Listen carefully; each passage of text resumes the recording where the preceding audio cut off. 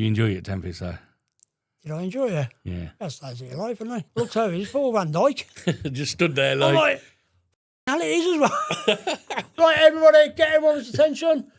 We've got karaoke here. You can't buy it, you can't get that on Yeah, you play, ain't getting no. that nowhere, yeah. More than a record shop. Yeah. Come on. You really work with any knobheads, really, apart from him. But Like you got the cane for that, though, don't you? Because you're fucking old enough to have it. drum machines, wasn't it, really? Like Yeah. Matt Singh. The first record I brought, Yes. Fleetwood Mac. He ain't in, but I know what you like. Yeah. Here you go. And I don't want them. Yeah. And then, Next week week. later, I come back and bought the fucking same records. Yeah. It was massive, though, yeah, weren't yeah, it? yeah. That? Tenors we sold them for as well. Fucking hell. Yeah, yeah. Yeah. That vegan Yeah. bastard, he's eating Yeah. our grass. There was a lot of Bradford fans. They've got a good away following. And they started singing, "We've got more fans than you." You know, that simple, "We've got more fans than you." So the Warsaw fans sang back to them, "We've got more mosques than you." Oh, No, right. And all the old Warsaw stand was, "We've got more mosques than you."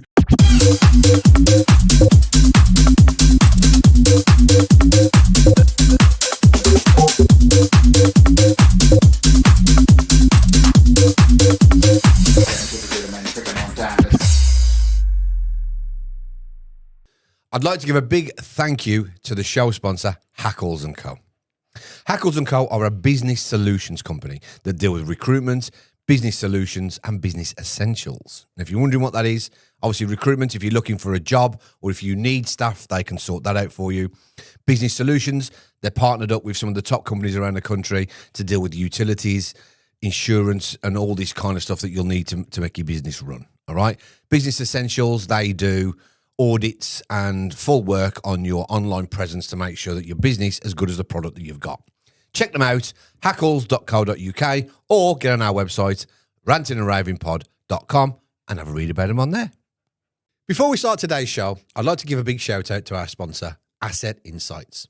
Please go give them a follow and check them out. The links are in the description below. Welcome to the Ranting and Raving podcast with myself, Wayne Scott Fox, Mickey Williams, and Mickey has a very special guest today. I do. Carl Page, who worked with me at Tempest, also ran some record labels and was a bit of a figure in the Birmingham acid scene. So welcome to the show, Carl. Hello. How you doing? Yeah, good, yeah. You ain't Bromley no more, though, are you? I Because you live am. up in fucking sunny Bloody Scotland. Never goes out of here. Yeah, you'll Still got the accent. You'll never lose the fucking Oh, accent. God. We I lived all over, definitely know never that. used that. You notice that, though? I spoke to a Scottish guy the other day, and he'd been in London for 18 years, and he's still fucking broad Broad Glaswegian. as fuck. Yeah, but don't you find some people as well, like, they adopt the accent? They've Yeah, been yeah, there yeah. a day and then, like, Yeah. turn into a cockney. Yeah. Yeah. Some of your nieces, one of them lived in Liverpool and come back like a fucking scouser, and now she's a fucking Londoner. Yes. Strange, man. Yeah. Right, so for anyone who don't know who you are, Carl, do you want to give us a brief Oh, introduction of who you are, where you grew up? It's not a job interview, is it? Almost. Carl, people know me as Carlos mainly. Carlos, yeah. Most of them know me from Tempest Record days. If you had bought a record Yep, in the 90s, yep, I more likely sold it to. yep. Uh, Where'd you grow up? I grew up in Birmingham, Yep. and then I grew up in Tamworth. Okay. So I spent all my time there, and then Travelling over from Tamworth to driving Brum. over from Tamworth to Brum every day and working in Brum all through the 90s. You enjoy it, Tempest, though?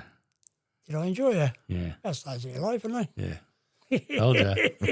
You don't understand because he worked in the record it's shop, just man. a- It was, So fucking 95% of the fucking world are not going to understand it. it is He's going to like we crazy. all work in fucking record shops. If It that's- was more than a record shop. Yeah. Come on. It's hard to explain to people It because like, if was. that record shop was still open, I'd still be working there. It's ridiculous. I'd still be there today. Porn Yeah. stars could say it's the best of them, but you would never understand because you'd be the fucking porn exactly, star. yeah. Well, that's a load of bollocks because you fucking told me you fucking ruined you. Right? So take the best what job I'm in the saying world. to you, what I'm saying to you is, right? It doesn't matter what you you fucking enjoy your if job. you think it's the best job in the world, it is to Yeah. you, but no one else will understand. It felt To me, no one else can understand how great it is being a fucking Wolves fan. I mean, Yeah. yes. I mean, You- at the time, it's like, I don't know, it's just like, I think because people was coming in all the time, weren't they? And it's Yeah. like, It's the no day was connections. the same, was there? No, and the connections you So made were it's good just as like, well. And like, people coming, it's more like a social hub. Yeah. Because talking days before phones or anything like that, aren't Yeah, we? So yeah, yeah. like, You went there for your people flyers, there. came in and people made it an experience. People go out, Yeah. you know. It was See just. after party and buy a few records for that. Or, It was different to any It job is I'd ever weird, had like, before, yeah, like, yeah. man, and I just don't want to leave at all when it comes No. to it. No, it's It definitely. is, yeah. I've And never the had a job people as you work good with, since. you don't really work with any knobheads really, apart from him. Yeah. I like it. I like it. Fuck off, you had Yoyen. Jam. Fucking Jam, yeah. Man like Jam. Yeah, man like Jam. I saw him And not long Whitehead. ago. I saw him not long ago. Did you? Birmingham. He was at Done that again? yeah, old Oakley Social Club. Oh, yeah. He was a do on in there, like, and he's taking some equipment down and stuff. Yeah, that's what he works for now, doesn't he? yeah, the something guys like who do that. the stage I equipment bumped and into that. him on the way out. And, Probably with Tom. Mm-hmm. No, you've always had a passion for football and music since Yes. I've known you. Which one come first? oh, got to be football, I think. Where did the love come from? Football. My dad. Yeah, My dad was a season ticket holder down the Blues. yeah. So I remember him like buying me a scarf and I remember I had a badge and he got two fingers up like that and it said up the Blues. Okay. I used to wear that to school. The then- teachers love that. Yeah. And then I just I remember. bet you got the cane for that though, don't you? Because you're fucking old enough to have it. It was still around when you was at school. Or the slipper. Yeah. But like, I remember those days, like, so like, the music, that came a bit later. Like, that come from like, I used to like, you know, when your mum and dad used to go out and like, they had a babysitter. Yeah. So like, the babysitter would come round. But she was a bit older. She was a bit teenager. You're looking at her tits. That's a shag, Yes. that's a shag mine. She was a bit of a tomboy, like. So her name was Julie, and like her dad used to go down the blues as well. So she's Yeah. a mad blues fan as well. But like, she's mad into her records. So like, she started playing records when she was round, and she said all you wanted to do was put records on all the time. Nice. So before Match of the Day come on, Then I and wanted to then watch Match of the that. Day, and then Match of the Day. So it was just like it came from that really. So the two were interlinked. So you went to your first Birmingham game in 1977. I did, yeah. What do you remember It was about the that day day? before my birthday on Yeah. December the 3rd, 1977. Fucking My dad hell. must have taken me down. My dad didn't take me many matches. I used to go with this Julie and her dad. Yeah. And my dad had took me, and I remember that Forest side. They were like, I think that side went on to win the title. Was that He's on club Trevor ladder. Francis Season? one? No, that was before Francis was playing for Blues. Oh, He was okay. our At hero, that like. point, yeah. So, like, he went to, I think he went the season after. Yeah. Or a couple of seasons after. But Francis was playing for Blues. And like Forest, I think they won the league that year. But like Shilton was in goal. Yeah. But he was like the best keeper in the The world world then. at the time, weren't You you? know? Yeah. And I just remember all the Blues fans like shouting, Tina, Tina, Tina. And like every time he touched the ball, he's like, it's in the papers, he's knocking off some bird Okay. behind his missus' back. So And the they were name was shouting a Tina. name. So Yeah, I just yeah. remember that. It's like one of the earliest memories of that. And Fucking then, mad. but looking back Football on it, chants are fucking brilliant, but aren't like, they? I love them. if you look at the team, I love them. if you look at the team sheets, Yeah. for like, I mean, that day as well, like the Blues, like going to there, they still had jippos on the outside the ground and that. Okay. So you're walking, it's a bit derelict outside and stuff like. So it's got a scary place, like you know, when The grounds were walking shit set- back then, weren't Yeah, they? like rough and obviously Yeah. like But good. oh, Better it's good, atmosphere. Yeah, the guys of were course, shit, yeah, but good. Like, I think it was because like the atmosphere was like it was a bit intimidating, isn't it? Like, you know, you got the away fans. And, Yeah, like, yeah. It was a bit like, you know, the skirmishes going on and all sorts, like, you know. But like you're just walking through them with your dad, like, you know. But I remember that game. It's like if you look at it now, the team sheet on there, you got Archie Gemmell played for Forest. Yeah. Kenny Burns. The goal scorer that day, believe it or not, for the Forest, Martin O'Neill. No way. Yeah, The old Leicester and Villa manager. yeah, he's Celtic manager now, Sounds isn't like he? Celtic now. He's back at Celtic, yeah. Yeah. He's got to be getting on a bit now, hasn't he? Exactly. So like, he's the goal scorer that day. So that's how long Fucking hell. it was. Oh yeah. That's mad, man. Nearly 50 years. I know. I love football chants though, I do. Yeah, yes. I mean, just, got a bad- just remember that all the time. There's you know? Warsaw ones that I remember that stick out a fucking mile. Bradford was down the one day. And the Bradford fans, they got a good following. They have, Yeah. you know, they I get went to a Blues Bradford game, funnily enough. they get 17,000 at home in League Two. Like, do you know what I mean? But it was they a bit, come Warsaw. well, it was a bit naughty because like I went with a Bradford fan. Yeah. He's coming Tempest actually. Okay. And he was son's mate. And I managed to get tickets. I used to know Karen Brady's nanny. Okay. Yeah. So she used to get Get us you some tickets. tickets. Yeah. So I took Belly down to the Bradford game and we met his mates. And it was a game of sound. I think it was a draw. Like, but I remember the fans telling me, like, saying, "Oh, did you not see what happened?" I said, "No." And they said, like, people was holding up lighters and that. Yeah. So obviously they had the Bradford fire and that. Yeah. I was like, oh. Yeah, you know. bit naughty. I know, yeah. But Like, the I didn't clock it like The but one at it's Warsaw like, you know, weren't yeah. as fucking bad as There's some that. So savage ones into like, you know. there was a lot of Bradford fans. They've got a good away following, Mm. and they started singing, "We've got more fans than you." You know Mm-hmm. that simple. We've got more fans than you. So the Warsaw fans sang back to them, "We've got more mosques than you." No way. And all the old Warsaw stand was, "We've got more mosques than you." We've got that was one of my favourites. And we had Forest Green down there as well. Oh, yeah. And you know they had a bit of a fucking vegan fucking. That's right. Yeah. The owner is, isn't he? Well, their player come up for a fucking header, clashed with one of ours, fucking knocked himself out, and he was face down in the grass, like fucking out cold, face down. The Warsaw fans was like, "He's eating our grass. He's eating our grass. That vegan bastard. He's eating our grass." They're great, aren't You they? fucking, I love them. Things like that. I do. There Chants is some like that. beauty, isn't there? There really I love is. them. There really is. Right, music before dance music arrived, because obviously that was your other passion. Yeah. It's like, so... What artists and sounds were shaping your So like kind of musical style? late 70s, it's like to go like... I was into like kind of ska Okay. Nice. and two-tone and stuff like that. Yeah. So obviously like Specials and Yeah. Madness and The Beat I love from Madness. Bromley, you know. Fucking Clever. love Madness. Clever and nice songs. And like it was a moment in time really, because it seemed to be a long time, but it wasn't actually that long, you know. Yeah. But I remember my mum used to go to old blues parties in the 60s and stuff, Yeah. and she kind of related to a lot of that music because like that's what they played around, that kind of stuff. And Yeah. it was a lot of the things were cover versions, weren't they? Yeah. Yeah. But like that was kind of my earliest memory, like actually like really buying albums and buying singles. Like, What was the first thing you ever bought? The first single I ever bought was by someone called Tom Hark. Never By heard. it's called Tom Hark by the Piranhas, Okay. and you'd know it 'cause it's a football chant. Ah. Da-da-da-da, Yeah. da-da-da-da, and Yeah. that- And that's the Mine first doesn't record have you it. ever bought. I do. I know the football chant. What was it? I'm just fucking knackered, so you have to excuse me today. I'm trying to absorb it all in. I'm fucking What was the absolutely first one you battered. bought? The first record I bought, Yes. Fleetwood Mac. Was it? Oh, brilliant. Yeah. The first record I bought was Fleetwood Mac. It was an album. It was Tango in the Night. Well, that's one of my favourite albums. feel Tango in embarrassed. the Night, but I feel embarrassed I now. was brought up with 'Cause Fleetwood mine was- Mac because, like, my old days bought Rumours. Yeah, okay. Yeah. So, like, we played Rumours at my dad, won the chain at my dad's funeral. Okay. Good song of the chain. Yeah. 'Cause he If loved you understand Fleetwood what Mac. it, if you understand what it Yes. is, no matter what happens, no matter Yeah. what we go through, no matter Yeah. nothing will Yeah, always yeah, be exactly, this. yeah.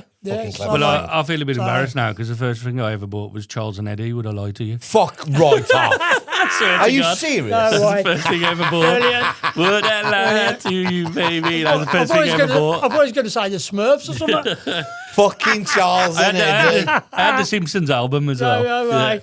Yeah. Remember when Bart Simpson brought a song out? Yeah. Something like No, I had that. the Simpsons. I had his Yeah. album. He had an album. I remember he brought one song out. Bro, Do the ba- Simpsons do album. the Sick, bar. No, man. No, Yeah, I right. loved it, man. No, I think probably the earliest albums I probably bought was like, got bought me were like some Disney albums or something.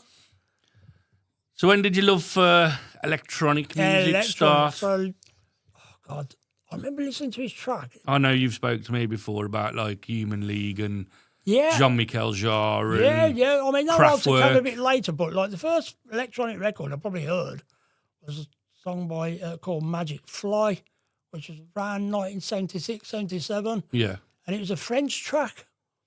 Older listeners might know what it is, but I remember like Top of the Pops used to be the big thing, didn't it? Yeah. It used to be like on Thursday nights, and it used to be religiously on. Yeah. Did you watch it all the time? 80s. Yeah, because that was the only music It's show. the only wasn't music it? show available, You know, wasn't it, so, back in like, them it days? was Is that when always on. Jimmy was on it? He's probably on it at some point. He's on something. Some fucking 6-year-old who was on the gun. But it's like, I remember this track and it's dead like space kind of. It's like a French, it sounds like a French house track, really. But I remember like thinking, that sounds a bit mysterious and that. And then I got onto like I remember like, especially being Brum, Duran Duran coming around, you know. Brummies, weren't they? And like, although like predominantly like guitar band, I was always attracted like musically to like the guys at the back with these mad like instruments and mad noises and that.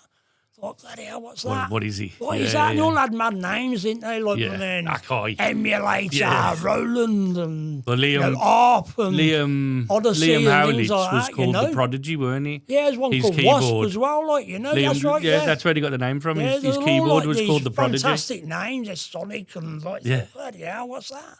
What does it do? And look, there was these guys that sat at the back of the studio, you could see them all like on top of the box, and they were all making all these mad noises. And I just thought, instead of tuning into a guitar, and most lads do, like, you know, Yeah. I tuned need a into bit of that. Yeah. We've spoke about that, mate, because I tune into drummers. Yeah. So I always just or a bass pull line the or pull the what drummer have out. you, I you do. know? It's Yeah. normally the singer, and then everything else is just stripped out, and the drummer. It was always these Yeah, sounds. so and, what like, was it about the sound that grabbed you then? it was like dead futuristic, really. And it Yeah. was like no sound like it weren't like, you know, normal keyboard players. It was like a bloody piano in it, Yeah. or like, you know, string line or something. But synthesizers, they made these mad sounds, didn't they? Like, Yeah. it just didn't sound like anything else, you know. And that's kind of what drew me in, really. Got you hooked. And then I started like to that. Them and the Human League were around at the same time, and they were doing stuff, and everything just sounded like from another world. Yeah. That Human League album, Dare, that came out in 1981. I remember buying that from Woolworths. Yeah. Woolworths, From Woolies, man. Woolworths sold with my records. pocket money. I guarantee Right. you that day you bought that and Right, stole some but- pick and but mix as well. I got really like this is where like my record things coming into it. Like I just studied everything about the record, so I'd read it and like who done it, who wrote this, and who produced it. But like the Human League one there, it listed all the instruments they'd used, Okay. all the synthesizers. No one ever did that before. So it told you all the drum machines they used, Okay. all the synthesizers, and all these fantastic names going, bloody hell, what's that? What's that? It sounded like that. I know what they are now, Yeah. but like then, 11 no, years old, like, yeah, you're you like, don't know what bloody they hell, are, what's do the you? bloody hell are these? Like, The you know? 80s were good for bringing electronic. That's what it came really. It Yeah, did, it started, yeah. didn't really it? started thumping in the 80s. I mean, you got like things like people like The Cure and loads in the like, you know. All started with the synths and stuff, didn't Yeah, they? yeah. Depeche Mode around that time, you know. Yeah. Another massive synth band, like, you know. And they go on to other things, but there's loads. And then like later on, I started getting into like we'd have a room at work, like at school, and so we'd have like a ghetto blaster there, like, you know, and we'd take it in turns putting tapes on. And somebody had New Order. Yeah. And I know that, and then Blew your mind. and I was like, what the hell are these guys, you know? And it was all synth-based, like, you know? Yeah. And that was like, that's when I really got onto them. That's when we really started studying electronic stuff, like, you know? There was a lad on our estate and he had a ghetto blaster and he used to pull it round to where we used to DOS at the top of the street on a fucking trolley. And he used to have fucking car batteries at the bottom, which powered his ghetto blaster. Yeah. And that's how I found Prodigy. Because he used to play it, yeah. Well, A lad named Rob in the Humphries, middle of man. that, like Passed away earlier, a couple of years ago. earlier stuff R.I.P. as Rob. well, like, it's like talking like early 80s as well, is when I wasn't really into rap music. Yeah, so But you had the electro electro side happened. of it. Yeah. Electro happened, like these like albums come out called Electro. The main one was called Electro Crucial, which was basically a greatest hits thing with all like the electro All the tracks. electro bits, But yeah. they bought a Like series Smash out. Hits, weren't he? They bought Smash Hits of electro. bought a series out, and you could buy them. And we used to buy them, and like we used to swap them at school and things like that. Yeah. And we'd have like a ghetto blast, a bit of lino on the floor, people doing that. So I pretended to do the robot or something. Yeah, because you ain't break that. No, I ain't break dancing. I break my busted legs. Like, But like everyone used to tell, I was mad into electro again. It was just like drum machines, wasn't it? Really, and like mad synths and like, and then that kind of died off, and then the like kind of synth pop kind of happened. Yeah, it took over. And then obviously like electro came back many years ago, didn't it? You know, and but like it's amazing. I think electro's always stuck around, but it's just in the background, and it's never been to the forefront. I think if you look at it, it was in the 80s. It was created in the 80s. Yeah. It was introduced heavily in the 90s with the rave music, wasn't it? Yeah, definitely. Fucking And only because recently, they use the same drum machines, so like, you know. Do you listen to LaRue? Yes. So recently she done an electro album, which could have been out in the 80s. Yeah. But Scream made her big with that remix, didn't they? To that and that. But they started using what they started doing, all like the modern artists, they started like replicating the instruments they use then. Yeah.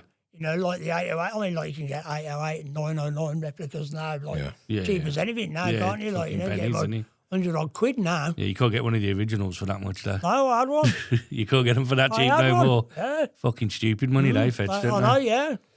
We should have kept mine. Fucking definitely. So, how did you first end up working at Tempest then? So, like, after, like, kind of school and that, I was working for my dad, and then I'll probably get that in another part, but I started buying records and, like, more and more just going to record shops and buying records, mainly 12 inches, really. Yeah. 12 inches was my thing. Like, those around, like, kind of the back end of the 80s or, well, every artist brought out a record, but, like, had a remix on it. Yeah. That was kind of a new concept. That New was. thing, weren't it? Yeah, Before, the remix. like, they were like extended versions, Same which is track. basically the same track with But the it's parts now just been remixed, extended. like, yeah. Now, like, you were talking like remixes, like some like, what the hell's this? And it was like a new art of it kind of thing, you know. And I started buying these remixes, like almost like different versions, and like I started getting heavily into that. And then when I started like doing DJing and stuff, I started going around to record shops. Well, I wouldn't just stay around here. I'll go to different ones. Yeah. And I go to out to Birmingham. I go to like Manchester or places like that. Yeah. I go to the record shops there, and I found them record shops were quite intimidating places. Yeah. If you didn't know you, Yeah. they just fuck you off. Yeah, they just They fucking... won't give you the time of day. What do you want, mate? And I always found like dead intimidated about it, like, you know. So like I was buying more and more records. I spend all my money on records, like, you know. And then I remember walking. I go into Tempest as well, like, you know. And I remember walking past the one day, and there was like the old school like shop assistant required. Yeah. In the window, like. The old school advertising. Yeah, no, like all written in like, you know, bit of pen, like, you know, no like printed or anything like that. I remember going in there, I thought, I felt a bit of courage and like, well, I know a bit of stuff, like, you know. Yeah. And I walked in there and I says, I'd like to apply for the job, like, you know. And I went, I was in application form. Oh, okay. I can't remember the application form. I said, asked you like what music you like and who's your influences and all that kind of stuff. I remember handing it in. I thought nothing of it. And then I got a call to come and have an interview. And then my interview was with Keith. Okay. Mark did my interview. And I went in to see him. And he went, yeah, we'll go over the road and do it. Because the shop was busy. So we went in a square peg. Had a pint. And the first question in the interview was, what football team do you support? Yeah, I think that was it. Yeah, literally, what football team do you I support? think that was it, yeah. And I was like, Liverpool. And he went, oh, fucking hell. Sound. He went, so you'll be working on the music floor upstairs. You'll be doing... And I was like, it's the interview, like... Yeah, and it was done in the square peg and finished in the square peg. You kind of had to have, like, yeah, exactly. You had to have a team, I think. It's not the problem with people who worked at Tempest, they didn't have a team. Yeah. But, like, we just call them weirdos. Yeah. Fucking runguns. Yeah, but most people did have a football team who worked there, didn't they? Yeah. So, people imagine... I used to get this a lot, and I still... If I talk about it, I still get it now. Mm-hmm. People say and imagine working in a record shop, he's playing tunes all day and just listening to music. What was it like the early days for you in Tempest? Because we know as both working there that's a load of bollocks anyway. Well, if it was like that, you'd probably be out of business in a couple of weeks, wouldn't you? Yeah. You know, it wasn't like that at all. I walked in there and I was thinking I was going to be like, right, here we go. I got the job. Yeah. Which was like, I couldn't believe I got the job because I was quite young, you know. I was only 23, I think. Yeah. And so I was like, walked in there and it was like, oh, right, okay, now. And I thought, oh, right, here we go. I'm going to show them what's what now, like, you know, I know all this music and that. Yeah. I walked in there and I walked into it, that's my first day. Yeah, okay. Here's the Hoover. What? Here's the Hoover. You mean fucking Hoover? Didn't know what one was. You know, the old days. Yeah. Go in, Hoover the shop. Why do I do that? You know, you just press the button there. Fucking, I'm there like Hoover in the bloody shop before we opened. Yeah. And you're like, bloody hell, okay, right, Sam, I've done that. Okay, right. So, right, customers like, see all them records on the floor? Yeah. Oh, yeah. Yeah, all those records in the rack. Oh, yeah. I want you to go through every rack. Yeah. I want you to go through all the records, every one of them, and make sure they're in the right place. Yeah, all in alphabetical order. Yeah. That's how it was on the shelf. And you're like, You imagine what? that, Wayne? On a Monday morning, shop. so like after the weekend, 250,000 titles, after and they're the going to be in weekend, alphabetical the order. records have got trashed. They're right? everywhere, aren't they, So after they're the everywhere. weekend? No one's giving a fuck where they put them back. And I was like, man, doesn't it? So like, you're going through there, and you're like, oh my God, I've been out all weekend. Oh my God, my hair always a square like. Absolutely like, smashed. Oh no, but to be fair, like, and then I do the rack, and then you go, okay, right, I've done them. Okay, I'll take you like until nearly 1 o'clock. Yeah, 2 o'clock, sometimes you you can do. right? Two, And then 3 you go, hours at a right, time. it's all the CDs and cassettes as well. Oh yeah, you do them as well. You're like, what? You're like, fucking up. What? It did me a massive favour because, you know, I was saying earlier, like looking at the sleeves and that, Yeah. reading. Yeah, reading through them and stuff. I'm like Rain Man. Yeah, you I take take it a in. lot of stuff in, and it's just like all these things is going in. It's like information. Yeah, and you 'Cause notice, I didn't have computer. you notice on some albums and stuff as well, and I it's didn't have a like computer. there's so a like, there's a name on it there worked in that's my like favour. yeah, there's a name on there that's like fucking hell. Did he help him on that? Yeah, exactly. When you wouldn't have known. I would have studied that, and Yeah. I'm like, oh, right, and also as well, like when you were busy and you had to go and get the sleeve, I knew where it was. Yeah. I'm like, bam, you just went, There when it you is. weren't there, that's the problem. Yeah. You know, 'cause it Then could you have been gotta fucking- anywhere. Like you're Yeah. like spending fucking like 2 hours looking for a sleeve Yeah. Like the for a military. 99p purchase. Basically, setups like the military. You come in as new, Yes, and you've like very right. much, yeah. You're sweeping up. You're There were the rules. crow. Yeah. So anything he's doing, any swabbing, any, rules right, are- get him, you do this, Yeah. you do Yeah, this. the And rules and eventually, regulations, yeah. you It's start like, easing off. It's exactly the There- same. I there mean, was you an were order. there. Yeah. You were there years before me, and then when I started, that was the first thing I had to do. Hoover Yeah. up, file, Fuck make sure off. everything's away. Yeah, You yeah. in your life. Swear to God. But the that was filing, rules. the filing system there at Tempest, Keith had obviously built that over the years, and it was a system that worked. Yeah, And, perfect. and it worked for ordering and everything. And Yeah. when you were filing away, like you knew where everything was, and it was so advantageous, wasn't it? Yeah. And it was just like, And it was like when and it was a good when- structure. when I was there, when I first come, you could be behind the counter when you're facing the customers. Your top row there was your prog, Yeah, then your house, that's right. Yeah, and then you fucking had your deep house and tech, and then you come down. Did you hear that, Wayne? You had the deep house and tech. Well, what the fuck is that? But yeah, you had your tech house, and then your techno along the bottom, and then you had your back row where you fucking hard out, you know, and everything had its own place, didn't it? it did, And and it's like weird because you sort of knew if somebody bought some progressive house sleeves and put 5 of them on the counter, yeah, I knew the progressive house rack was on the top shelf and it was about that long. yeah.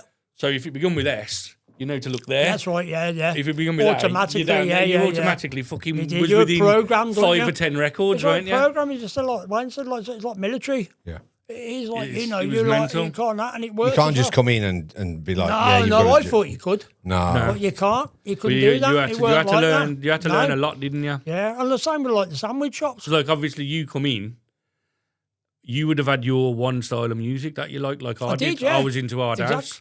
You couldn't tell me anything about hard house I didn't know. No, But when I got in that shop, I was like, okay, I know Hard House, but I know this much of this shop. Yes. Yeah. I know exactly, this yeah. much. Yeah. Out of this much, I know that much. But the thing is, with the guys on the other departments as well, they're all experts in the field in as their well. own, yeah. And you were like, And everyone sort of had their own field as well, didn't Yeah, they they? were really good. Like, you know, there was shit hot guys like who worked there. They really It's were. interesting you say that because I don't think when DJs and music lovers came to the shop, into the shop, whether it be Tempest, Hard to Find, or whoever else, that they realised how knowledgeable the people who worked there Yeah. were. Yeah. Do you know what I mean? Yeah. Like you said, they were experts. You've got to be. You've got to know your shit. Yeah. You've got to know. yeah. Like if I go in, Mickey, remember me at some point. I know. Not only will you know what tracks, you'll remember the customers. Yes. I'll know what totally. you. I'll know what Totally. you want. I'll know what you like. Exactly. So it's multi-skilled. It was, yeah. For It was. We had- I knew those guys inside out. Yeah. I didn't even have to like. In the end, it was just like I'd have bags for customers Ready. Yeah. because I knew they were going to come in. Yeah. And I knew what they wanted, and like, they knew give you them back. Yeah. Even Mickey used to have it. I used to do the Hard House for Mickey originally and stuff. But that's how you build your customer. Imagine Yeah, they love like what a course. shop I'm You going to come get, here you all get the phone time. calls in the day and you'd go, yep, Tempest Records, hello. And they'd go, like, Darren D. Yeah. Darren D would go, you all right, mate, it's Daz Day. I'm coming up later. Just do us a bag. Yep, sound. And we could pull a load out, probably 15 records in the bag that he has in since last week. Put it aside, he'd come. He'd have 13 of them. See, And you just know, you know your customers, and it was a bit more. I mean, the Speed Garage ones was a little bit easier, if I'm honest. But you're progging your techno guys. They were a bit harder, weren't they, to bag like, for them? I was because just going to say, the range within it. unfortunately, as well, like when I first started out, it was pretty much house, and then you got hip hop, Yeah. and you got like soul, reggae. Yeah, because the drum and all bass that, wouldn't have and been then about them, drum would and it? bass hadn't kind of happened. It was Hadn't even hardcore. landed. You Yeah, got yeah, house yeah. or hardcore. Yeah. So like, and then it started. Some of the music in '93 started going a bit proggy, a bit trancey, Yeah. and stuff. But I could handle that. Right? The original. 93, wasn't that like when Rhythm of His a Dancer and all that stuff started coming out? Well, we didn't sell Probably. that. Yeah, No, but do you know what I probably mean? would have been, This is that. but- This is Probably, that when yeah, that well, it sound might really have been, started. yeah. If you look at all mean, that back then, the yeah. power and all, that's Yeah. when it really started to influence the. So like you got like I mean a lot of the tracks then. So like you knew what was going on, but like after kind of 93, 94ish, like so drum and bass started happening. Now I knew nothing about drum and bass, Yeah. so I couldn't tell you a good one from a bad one at that time. Yeah. So that's when you get found out. Yeah. So that's when we had to like kind of go, listen, we We need help need here. somebody from a we drum need and somebody bass. from that area because like Yeah. stay in your lane a bit. Yeah. Although I could cover most bases, Yeah. some days you get found out and you go, Yeah. you give something, what give me that for? It's a load of shite that is. Yeah, is it? Oh, sorry. You know. But it's like, well, if you knew like, you know, stick to certain genres, which Yeah. is what I did, it's like, that's why we had different guys. You go, Yeah. in the end, like yourselves go to Sunday Essentials. I never watched that foot in there. I knew the guys who did it and I knew the DJs and that, and I could probably get away with it. Yeah. But like, you really want someone who's like been in that crowd and is there going, yeah, I know that record. So and so played it. Yeah, I know exactly what it is. And you're more authentic then, Yeah. and people trust you. Yeah. Yeah. You know, they're not going to thinking, oh, it's something a right bag of shit here. Yeah. Because we never did that. We But never, when I started at Tempest, everyone had their lane, didn't they? Staff wise. yeah. You know, Yeah, like yeah. Lee was the drum and bass Yeah, guy. exactly, yeah. You had It's hell if one of them guys was off, though. and Brett was the garage It's a guy. nightmare. Mark done the acid house and the bits like that. He knew bits It's about like that. as well, like, he's a good example. Like, sometimes you get a customer in who's like, say, like Mark's customer or something. Yeah. And you give him a load of records. And Yeah, go, where's Marcus? I've told this And he story ain't in. before. And you're like, he ain't in, but I know what you like. Yeah. Here you go. And I went, I don't want them. Yeah. And then Next week week. later, I come back and bought the fucking same records. Yeah. Yeah. What the I've mentioned this before, Oh, actually. my God, that used to Where- wind me up there. I had certain customers who'd come to me. You had ones who'd come to you. Yeah, definitely. If he was off, Yeah. and somebody come in and I went, I know these are all the new bits that's for his section this week. Mm-hmm. Yeah, mate. And they'd listen and they'd buy one out of fucking 10. Yeah. And then next week he'd come in, he's in, you give him the same fucking records and he'd buy 8. I know. And it's just like, I know. It is. but it's they nuts, isn't it? trust him. Yeah. Do you get what I mean? They didn't trust me No, because no, I ain't no. the prog guy, or No. so they don't trust me. Exactly, yeah. But then he gives him the same records and he fucking buys them. Yeah, exactly. And that'd happen with everyone really. With Whitehead, It would have been, exactly. Ian, with Ian as well. Me, it happened with everybody, yeah. It's a fucking bizarre situation, really. It was, yeah, definitely. So what point did you realise Tempest was more than just a shop?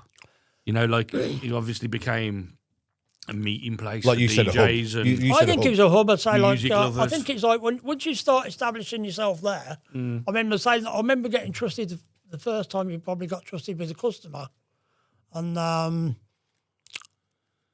they come in like the other two lads probably didn't know. Yeah. And then I pop up. Oh, I know that one. yeah. And they're like, oh, do you want to sort him out then? And you're Yeah. like, yeah, that was your in, like, And you that's know. your- that's And your it, customer like, then, yeah. Once they trusted you to sell records, Whether you're there knew for where you 6 were. months or 6 And years, then- that's your customer then. But then, what made it special was like, it wasn't just, people weren't even into records that come in. Sometimes people are coming on the breaks and all sorts, aren't they? Yeah. So, can I ask you a question? Yes. What made Tempest more special than other record shops? I think Because obviously you're going to big it up because you both Yeah. work there. Yes, but yeah. let's be, hang on. So let's be level now, right, and kind of be on the fence as an outsider. Yeah. I'll What tell made you Tempest better? from an outsider point of view, and I think I have mentioned it before. I went to Hard to Find one day when I first bought my Was this when it was on the top floor before he had the main one? No, when it he was the downstairs, Okay. the one where he last had it, Yeah. back of the mailbox. Yeah. So I walked into Hard to Find, and I had a list of 5 records that I wanted, right? And I went in and I said to they had the guy with the dreads on the Yeah. fucking door, and he was like, "Yeah, go in, put your bag in there, blah blah blah." Went over, I said, "Mate, that's what I want," and he went, took the list off me, and he went, "I think it's aisle 3 down the end," I think. and I went, "Okay," and I went into this aisle and I looked, and it's like a library of fucking records, and I thought, I've asked you for a title. I've give you the name. I don't want to be here all day looking through records. So I went down, started looking. I couldn't fucking So you find. say that. I used to enjoy I couldn't find. Some people yeah, do. but Mooching there's a and- It's a bit difference. like There's a putting it difference. on and having a listen. It's a bit like a Let me- clothes shop, innit? You go in there. Yeah, I have a don't listen. like to be bothered, but some people do, don't Yeah. they? Like, 'Cause you also well, the way miss it out. panned out was I walked down the aisle, I had a look, and I felt like I was doing what you just Yeah. said. Now I like Yeah. doing I used that. to enjoy Yeah. that. I do like doing that, but I Yeah. weren't there for that. I was No. there for them Yeah. titles. That's what I wanted. Yeah. And now I've got to go through 4,000 records to try and find them. So I started, and I was like, "What's the fucking point?" And I walked out, and I went uptown, and I went to Massive on the way through, and I went into there, and I did the same thing, and she'd got one. They weren't very big with Hard House at the time. I don't think they were. They were more of a housey Miss Moneypenny's type brand, weren't they? like, if I remember. well, they did a lot of proggy stuff, didn't they? Yeah. But So from there, I'd got one, and then I walked up to Tempest, and it was actually Scouse I gave it to. So I went in there and I went, "Yeah, mate, I've got that one. Have you got these?" And he just went, "There you go." And I went, "Even you can listen to them now if you want." I See, went- I this just is what I went- was going to get I onto. went, "No, I don't need to, mate. I want them." We always talk And that about. then made me, that's my shop now, because I've been to 3 shops.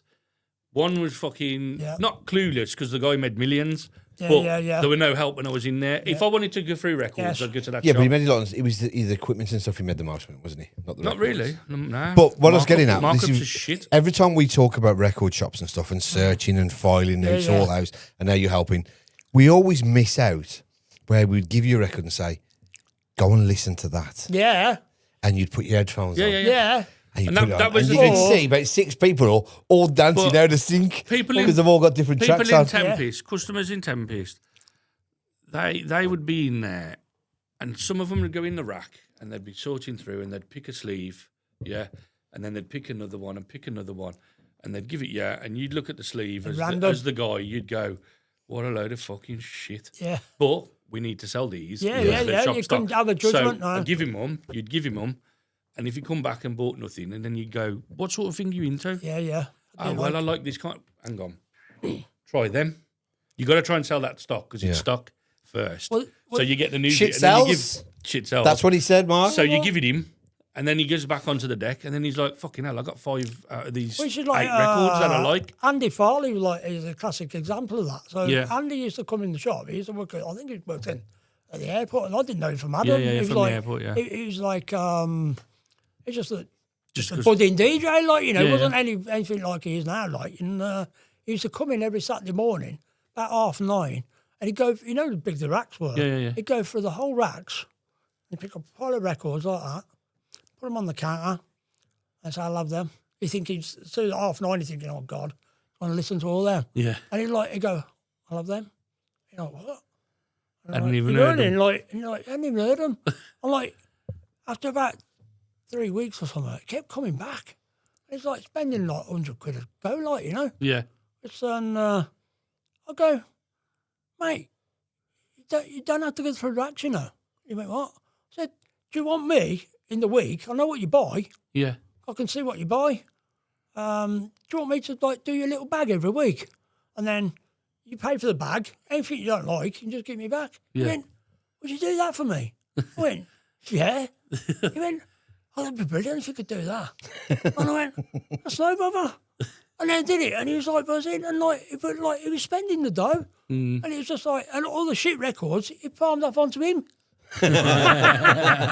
Yeah, fucking definitely, definitely. But I think it's that customer care. Yeah, I saw a think pattern in the shop. People bought into it, and we did as well, like, Yeah. you know.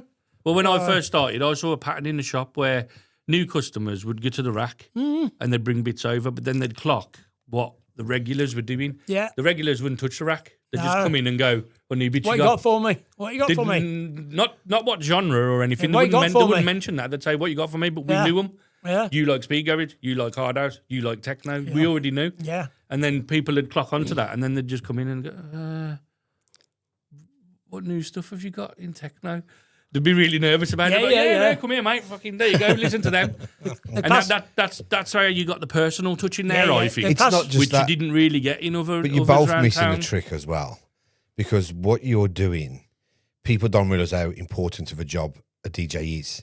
Because if you play the wrong music, Yeah. Of course. you're losing the crowd. Of course, you're yeah. losing your bookings. You're Of course it losing. is. You're going to get Yeah, of course slated. it is. So you're actually responsible for that DJ playing a good set. Yeah. So you need to have that trust. Yeah, don't Do you get know me what I wrong. mean? If somebody come through the racks and they bought 20 covers and ended up buying 10, that was great because most of the stuff in the racks was dead stock, weren't it? It was just stuff that was sat there. Yeah, all restocks. So you'd let them do it. Dead And stock then or restocks. once you'd done that, then you could go, do you want me to sort you a bit of that funky house out? Like, you know what I mean? Saturday mornings was a mad one because, like, you get the delivery. The Saturday, you'd hope you'd get it anyway. Yeah. But, like, you get delivery, like, I mean, at, say, like 10 to 9. You open at 9. Yeah. And You I'm try to get your upstairs stock out. putting a label on the blooming records upstairs. I'm carrying them down. There's people going, I'll have that. They going, hang on, I've got to wait for the system a minute. Like, can't just get you, like, you know what I mean? It's fucking like, crazy, and wasn't it's it? like, and then I'd have, like, I don't know, 10 copies or something. And I'd sold them by, like, 15 minutes. Yeah, all gone. Or something daft like that. Everybody you know? wanted the promos, Yeah, didn't it? yeah. Mental. So John Slowey has always been somebody you've spoken highly about. John Slowey is like a huge influence on my life. I was just going to say, what impact has he had on you? Because, like, it's kind of like going around career. Going around to the record shops again, like I said, like to you before, going like intimidating places. Was he a Tempest guy? He was at Tempest originally, but I think the store used to be down Dale End. You know, where the Hummingbird is. Yeah. Around there. Yeah. And then obviously moved to Ball Street, didn't he? Yeah. And he was in there. And then I think John had left. I think I took his job. Okay. Right? But he was like a guy like, I'd never seen anyone like that before. Yeah. He was so new as shit, but he was a dead humble guy. Yeah. And he just wore a T-shirt, a pair of jeans and some gazelles. Yeah. And that's what we were, was our uniform, wasn't it? Yeah. Really? You know? That's it. And he just like a guy, and you go in, and he was like, I was that guy who went in, I'm a bit sheepish, I'm like, have you got, can I help you, mate? And you're like, have you got, yeah, well, I haven't got that, but how about this? Yeah. And that was the first time I'd ever anyone see that personal The one-to-one touch. touch, isn't it? Yeah. And I thought, oh my God, like the man, how sound is that? Like that guy. And he used to DJ around like some of the raves, the early raves and stuff. And he was a bit like, oh my God, that guy's DJing there, but he's also giving me the time of day and sorting me out like records I want. Yeah. And it blew my head off. Like, It's like, mad, isn't it? Yeah. I still get stopped if I'm in baseline raves Myself, now. yeah. I still get stopped in there. Mickey, fucking... And the guys will be calling their mate going, he used to sort Right. all my records out, he did. I did a couple of years ago. Like, It's like, I fucking went hell, I used to do somewhere, it for you know, about I saw 500 Jam. people. I saw Jam, like, Yeah. I could say school, like, some kids come over there, oh, bro, how you got from Tempest, ain't you? Oh, yeah. Oh, you got to meet my missus. You got to meet me missus. So And I'm like, what? I'll go buy you a drink. Anyway, I keep said, Tempest. like, come over here. And he brought me out to his missus, I call. He sold me these records. He's on there. And his missus, you can see, like, going, who the fucking hell is this bellend? Yeah. And I'm like, oh, no. It's All right, mental, mate. isn't it? Oh, nice to meet you. All right. Oh, no, come here. Come and meet so-and-so. I'm like, I'll buy you a drink. All right, then. So I rinsed him for drinks all night. Yeah, why not? Yeah. You abused Honestly, it. Abused it. It's crazy. I went to Dave's Last Hit in the Moon Lounge, and 3 times that happened in one night. Yeah. And my missus, my ex-missus, she was like, with these people, and I was like, old customers that I seen for 20 years. Yeah. It's fucking mental, like. But John the same, going back to John, he's like, so there's that guy, and he's just like, oh my God, like, man, how can this guy be so knowledgeable? We're talking days before computers and that. Yeah. Just like, how did you know? Still knew How do the you know all label this and the stuff? fucking Like, catalogue and then, number. but And, I also used to go to a place in Stoke as well. Used to Yeah. go, like, club in there. And there's a shop what was there. the club in Stoke? Was it It was like Shelley's. Shelley's? That's the one, yeah. Shelley's Yeah. and like Golden and Yeah. but Pete used to have a record shop there called Global Groove. He still Yeah, got yeah, it. yeah. He still got it. Is he Still there? does it now, yeah. Wow. And he still does these events. He's still like exactly the same guy. And like he's still going, which is brilliant to see. Yeah, you know? mental that is. And he's exactly the same guy. He's like Stoke version of John Slowey. Yeah. He's just like that. Oh my God, hey, right, mate, how you doing? Like from in, and he'd see you, and especially if you're from out of town. At least in Bromley, like people knew you a bit. They'd see you at the raves and that. Yeah. But like in Stoke, they didn't know you. But like Yeah. this guy, this Pete, he's still like, oh mate, I remember seeing you at so and so. Like, what do you want? Like, and he's like, oh, that personal touch again. Yeah. So those two people, like, big influence really, because like anyone who comes to Tempest, What was the other guy's names? You got John Bromley. Pete, I was just going to mention. Yeah, Pete yeah. Bromley. You deserve to mention as well. Well, like anyone, how we saw it, like anyone's money is as good as anyone's, isn't it? Yeah, of course it You is. know, Yeah. We don't have clicks because, like, I used to go to the record shop and they're a bit smoke and mirrors. Some of them, Yeah. they all look the part, didn't they? And they look. The guys who were serving in there look like they're going out on the night out, Yeah. all togged up and that. Like, fucking hell, we're on the floor in the dust and everything. Yeah. you know? Fucking shorts Like, on and you know, everything. Yeah, man. exactly. Yeah. Shorts and fucking And, t-shirts. And it's just like you go in there and they're quite. I don't know, some were a bit clicky, weren't they? Yeah. And if your face didn't fit, Yeah. they wouldn't sort you out. And it's Yeah. like, I've never got that attitude at all. Nah, not in Tempest. He was like, No, everyone. come in. It don't matter come if you in. spent tenner And a week or and you that's spent what, 50 you quid know, a week, you got treated the same. Wayne's going back to like, why did it make it special? Because people, don't get it wrong, we took the piss out of people. Oh, yeah. Absolutely right. But that's a Midlands thing. But we didn't. We had first code we took the words piss and out that, of didn't we? everyone. We didn't single had- people out. You know, oh, he's a bit. We'll get him. Yeah, it was like everybody got it. Not like a bullying. Everybody. We just took the piss. No. Banter? But we had Banter, yeah. certain Pure words. banter. Exactly, banter. We yeah. had some mad code words and all, and then it like, do you need a towel? That's bullying. No. You'll know what. Yeah, he's got. Do you remember what that What's was a towel, for? no. Do you need a towel? Are you getting wet? No. Is he pissing over you here? Oh yeah. Yeah, Yes. that was one that we used. Yes. You need a towel. Yeah. So Oh, basically, your favourite, my He's favourite. give you an one. exciting. My favourite Yeah. one. Say, tell us for say a difficult customer, should we say? yeah, I'll come in. I'll go, and Mickey would be there. I'll go, all right, mate, he'll sort you out. And I'll Run run off into the upstairs. toilet. Yeah, I'll yeah. run off upstairs, so Mickey had to get sorted. So basically, do you remember Tempest setup? You come up the stairs, and as you turn, you had that like 30-foot walk, didn't you? Yeah. So we'd clock people from there. Yeah, And you're you'd like, oh, either no. be like, fucking yes, or oh God. Yeah. I know this geezer's going to be a fucking waste of time. He's going to Yeah. pull 50 sleeves out and he's going to buy a $2.99 record. Right? And that's where the getting wet thing come from. Yeah. So the term we use is, oh, he's pissing all over you again. Yeah. So we changed that from, you're getting wet over Yeah, there. getting wet, yeah. And then we Yeah, I changed remember it it now, to, yes. do you need a towel? Yes. Yeah.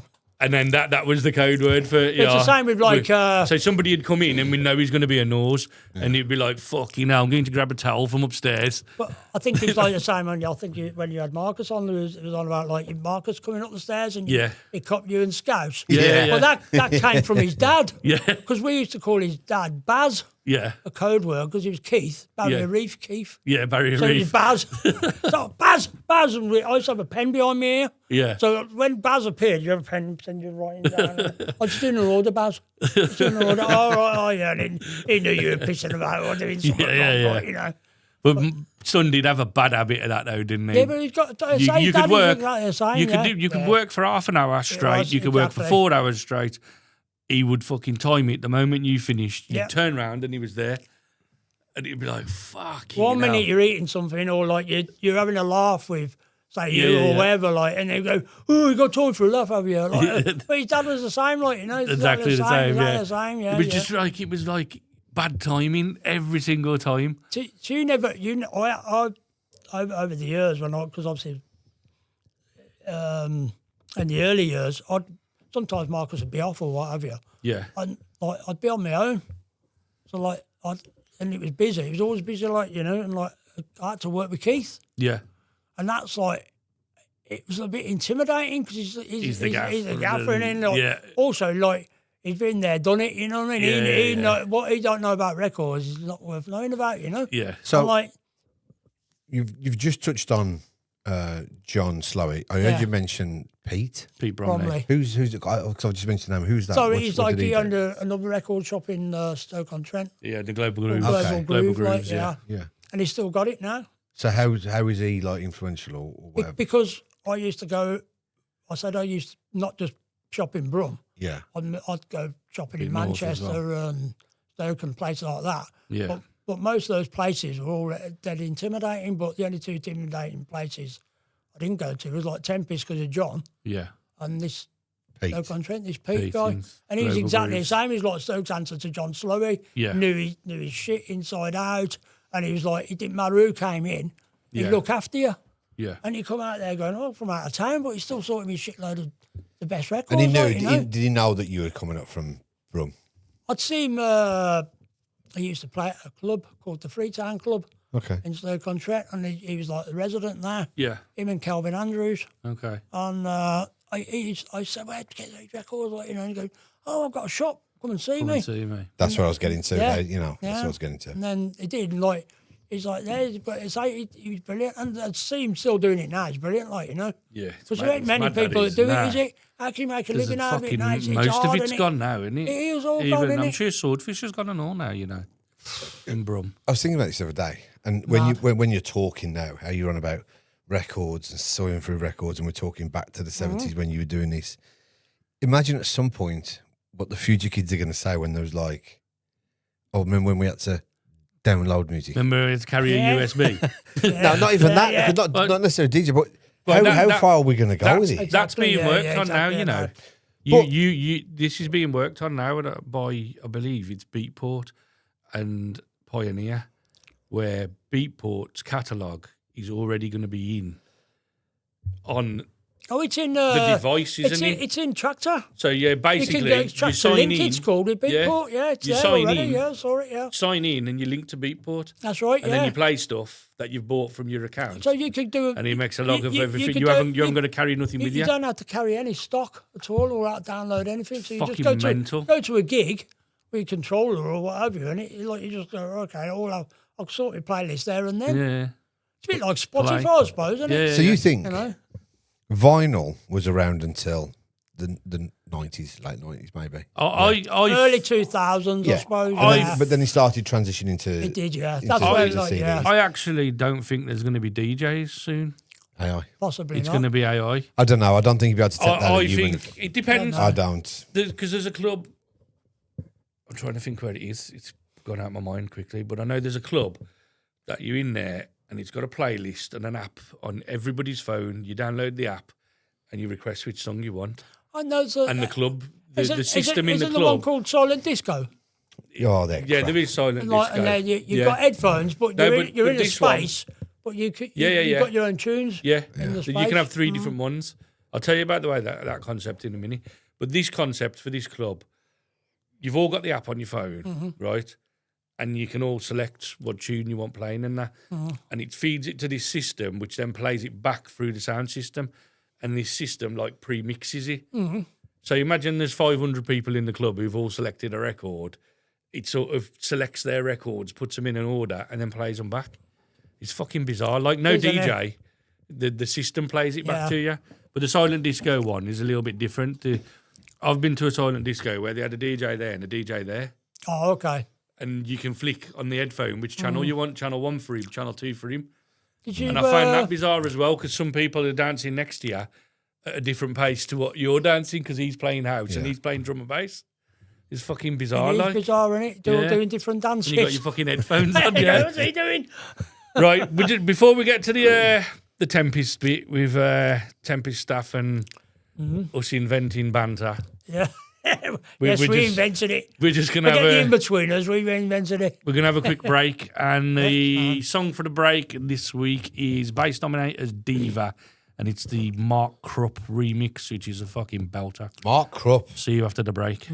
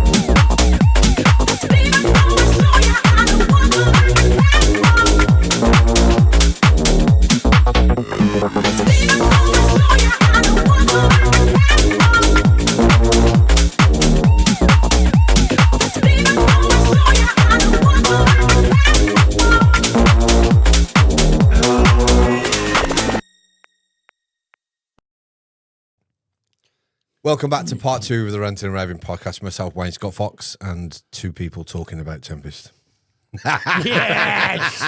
Wayne loves it. He loves it. left out. Have you noticed they're fucking quiet? I'm just like, yeah. I'm just like this. Yeah. Well, I'll tell you what we'll do. We'll do it old school. Send Wayne out for the sandwiches. That's it, yeah. Fucking hell. Fucking brew bitch. Right, that track you heard was one coming out on Criminal pretty soon. It's going to be on Spotify. Bass Dominators, Diva, and that's the Mark Krupp remix, Russian Lad. Absolute boss track. Right, let's get back into it then, straight back into it. Staff at Tempest. Yeah. Right, you sent me a little list over of ones you wanted to mention. I am going to add another one on there because I think you might have missed it. Brett.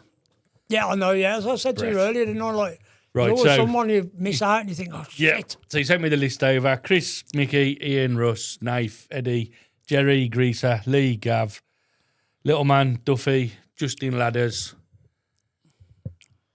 Yes. Go on.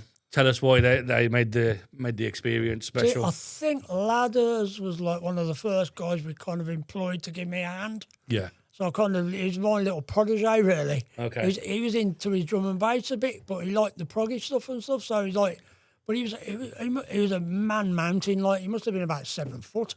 Fucking hell. That's why we called him Ladders. ladders. So like when you know the sleeves on Yeah. the walls, you know the top ones he couldn't reach. Yeah. Let's get ladders out. So me and son go, ladders! And then fucking he'd go and get it and Fucking fit the sleeve straight out up. like, yeah. So I with one hand, here we go. Yeah, we were having a little chat in a break about Eddie. I wasn't.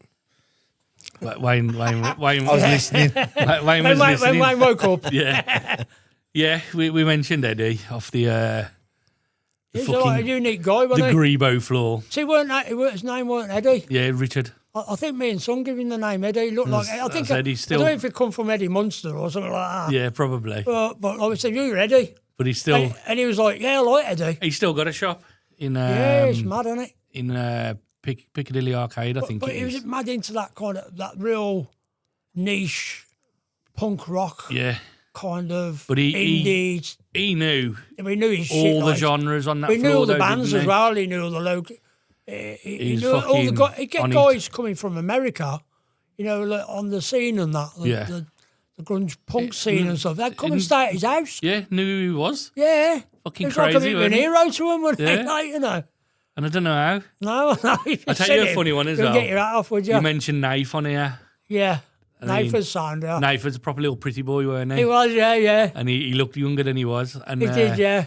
the one day, He'd always got 2 birds on his arm in front of him, didn't he? his birds were always the fucking fittest grungy birds Yeah. that you could fucking imagine. Yeah. Like, Oh, we used to come out and I meet know him. there was a band signing one day, and Knife was behind the counter with them. Hmm. There was a queue outside, and I'll come out. I went to fucking grab the sandwiches or whatever, like. Hmm. And there was 2 birds, and this one bird was just looking through the glass at the front of the shop in the queue, and she was looking at Knife, and I clocked her talking, so I sort of hung back slightly, and she just went, "I'd really fuck him, I would. I so want to fuck him," to a mate, like. And I was like, fucking just ask him then. When she was like, oh, all flustered, like, because she didn't realise that I was obviously from the shop. He was only like a little guy, Yeah, really, little- weren't he? little skinny guy, weren't he, man? Yeah, but... The birds loved him, man. Yeah. Proper loved him, they did, He man. was sound geezer, though, wasn't he? Yeah, Knife was sound as fuck, man. He And Russ was. Russ was Russ sound. off that floor Russ as was well. a Villa fan, wasn't he? Yeah, Villa fan, yeah. Yeah. But, He was sound as fuck. yeah. And then my time down there, you had Lee downstairs, and you had Brett downstairs as well. That's when murdered And to then the urban floor. The urban floor. The urban. And Luke came a little bit Luke, later. He did, yeah. Yeah. But we had Chris Panton work there for a little bit, the lad who we had on here from the streets. He had Gav as well. He was like a drum and bass expert. He was there for a bit. He was before my time. Yeah, He was. he was like there. He was only some people just they came in and then I don't know got moved away or got a better job basically. Like you know, Yeah. I mean the pay whatever it was weren't a lot. Yeah, it weren't great, But, like, but it was. Most of my pay just went in the till. Yeah, yeah, Like I mean, each week you'd have a shit. yeah, And it'd be me and Mark. We'd have a brown envelope every Friday. yeah. And like my brown envelope went straight back in. But you It's could like an earn. IOU, like, I've had these records this week. Yeah, All yeah. right, actually, you owe us a tenner. Oh, all right.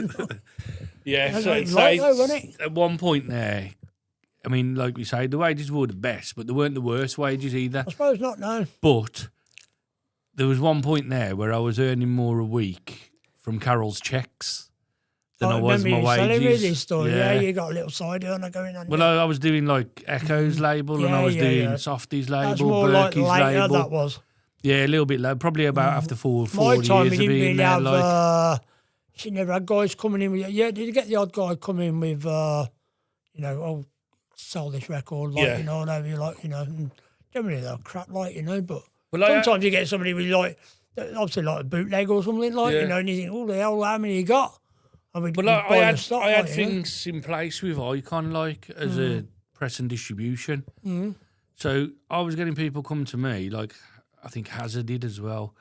Hazard, Softy, Berkey, a few of them. Mm. Well, how do I get the records pressed? And I was like, well, let me do it for you. The tunes were good enough to sell. Mm-hmm. So I was like, well, let me do it for you and we'll go halves on the label. Really? Yeah. Fucking we'll go half on the release. I'll sort it out. They thought, if I'm honest, I was paying for the pressing and getting it done. But it weren't. I was just listening to the tune going, that'll sell. Getting it off them, sending it to Icon and having half the dough. Mm. It was fucking brilliant. Like, it's like an A&R guy, really. Yeah. It was fucking perfect. Like, and like I say, when I did different deals, like with Davey Boy, I pressed probably the last 10 or 12 releases on Echo. Because I was at this point, we were pressing in Czechoslovakia, and what you were paying in the UK, we were paying less in Czechoslovakia and getting. There were a lot of pressing plants abroad. We were getting coloured sleeves. Yeah, I remember you saying. Yeah. And fucking in the UK, you were getting fucking white label sleeves. That's right. Yeah. Do you know what I mean? Yeah, and it was cheaper, so it was, everyone was coming to me. And with Dave, I think I did Dave a deal where I'm sure I had the first 20 records from the press. Like, so the press had come, Icon had send me 20. I'd just sell them to the shop for fucking 100 quid. Yeah. There's 100 quid. But Dave send me 3 releases a month. So I was getting 300 quid just from Dave. And then I'd have Berkeys and I'd get half of that. And I'd have Softies and I was getting half of that. And I was like, fucking hell. And when, like say, when Carol used to do the checks on a Friday, didn't she? Take the invoices up, write check, bring it down with my wages and go, oh, there's your check. And I look at the checks and the check was like fucking double my wages. And I'd just be sitting there going, fucking hell, I'm going out this weekend, like. See, my fucking time, hate fun here. The first time when I first worked there, you didn't have the local guys with like the tapes and that. It wasn't the thing. The only tapes we get, like the big boys like Dreamscape and things like that, or the old rave ones. We get them, but we didn't really sell a lot of those because like you got like places like the Depot. At the time, that's where they sold them all. That market, that's where you went for them. Like, we just sold the physical stuff really, or like the vinyl really was our thing, weren't it? Yeah, it's to say it was a bit of a mad time for me, that was, because I had more money than what I knew what to do with it at one point. It was weird. I had a bird around my house once. Fucking hell, I didn't. Yeah, you spent all yours on fucking nice things. But I had a bird around my house once, and I'd ordered a fucking Chinese. The door had gone, and I couldn't be asked to get out of bed. And I was like, "You can get a Chinese." And she was like, "Oh, give some money." And I said, "In the top drawer there." And she opened the top drawer, and she went, "I can't see any." I said, "The brown packets." And she was like, "What do you mean?" I said, "The brown packets at the front." And she fucking picked it up. It's the wage packets. She picked one up. I said, "Just open that and grab 20 quid out of it." And she'd opened it up, got 20 quid, put it back. Went and got the Chinese, come back in the bedroom like we were watching TV and fucking Chinese. And she went, "Are all them packets with money in like that?" And I went, "What do you mean?" And she went, "Well, there's about 8 of them in there." And I was like, "Is that?" Fucking got up and had a look. And I didn't realise what I used to do on a Friday when I come back from work. I used to just chuck my fucking wages in my top drawer, like. That was my savings. And there's fucking 8 of them unopened because of all the other dough that I was earning through. There weren't only Tempest I was getting money from. I was getting it from Icon as well. Yeah. And you know what I mean? My CD packs was going out and fucking my vinyl was all over the country. My CD packs in HMVs. Through Icon, like. And he was sending me fucking checks and fucking bank transfers for $3,000 a month. Bloody hell. And I was just like, I've got to pay a little bit of that out to the artists. But a lot of it, because I was 50% of the label and our money, that's mine.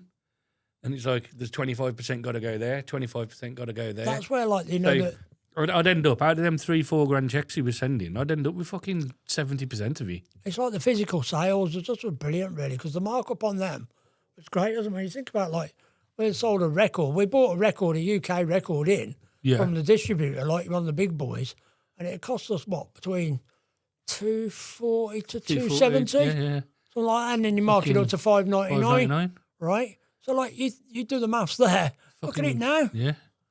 No wonder there's no money in it. Yeah, it's fucking shit now. Bizarre, like. I'm sure I paid like 12 quid for a record before. At Yeah. one point. Oh, easy. Well, but the US stuff we used to import, you used to have to pay tenors for them, didn't you? Yeah.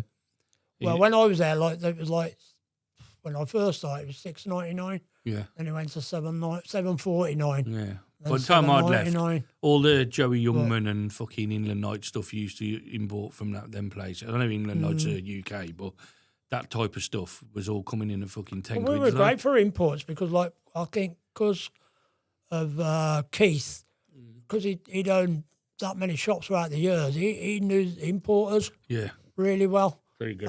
So, like, the US stuff, you'd get a lot of good stuff in, like, you know. So, a lot of niche stuff. I mean, there's a label called Hard Kiss. Don't know if you're aware of that. Yeah. It's like a West Coast, San Francisco label. And, like, I knew the guys that, like, bring it in. And I could get 5 copies. That's all I was allowed. Yeah. 5 That's all they copies. give you. But, like, my guys were there. Them guys, I still know them now.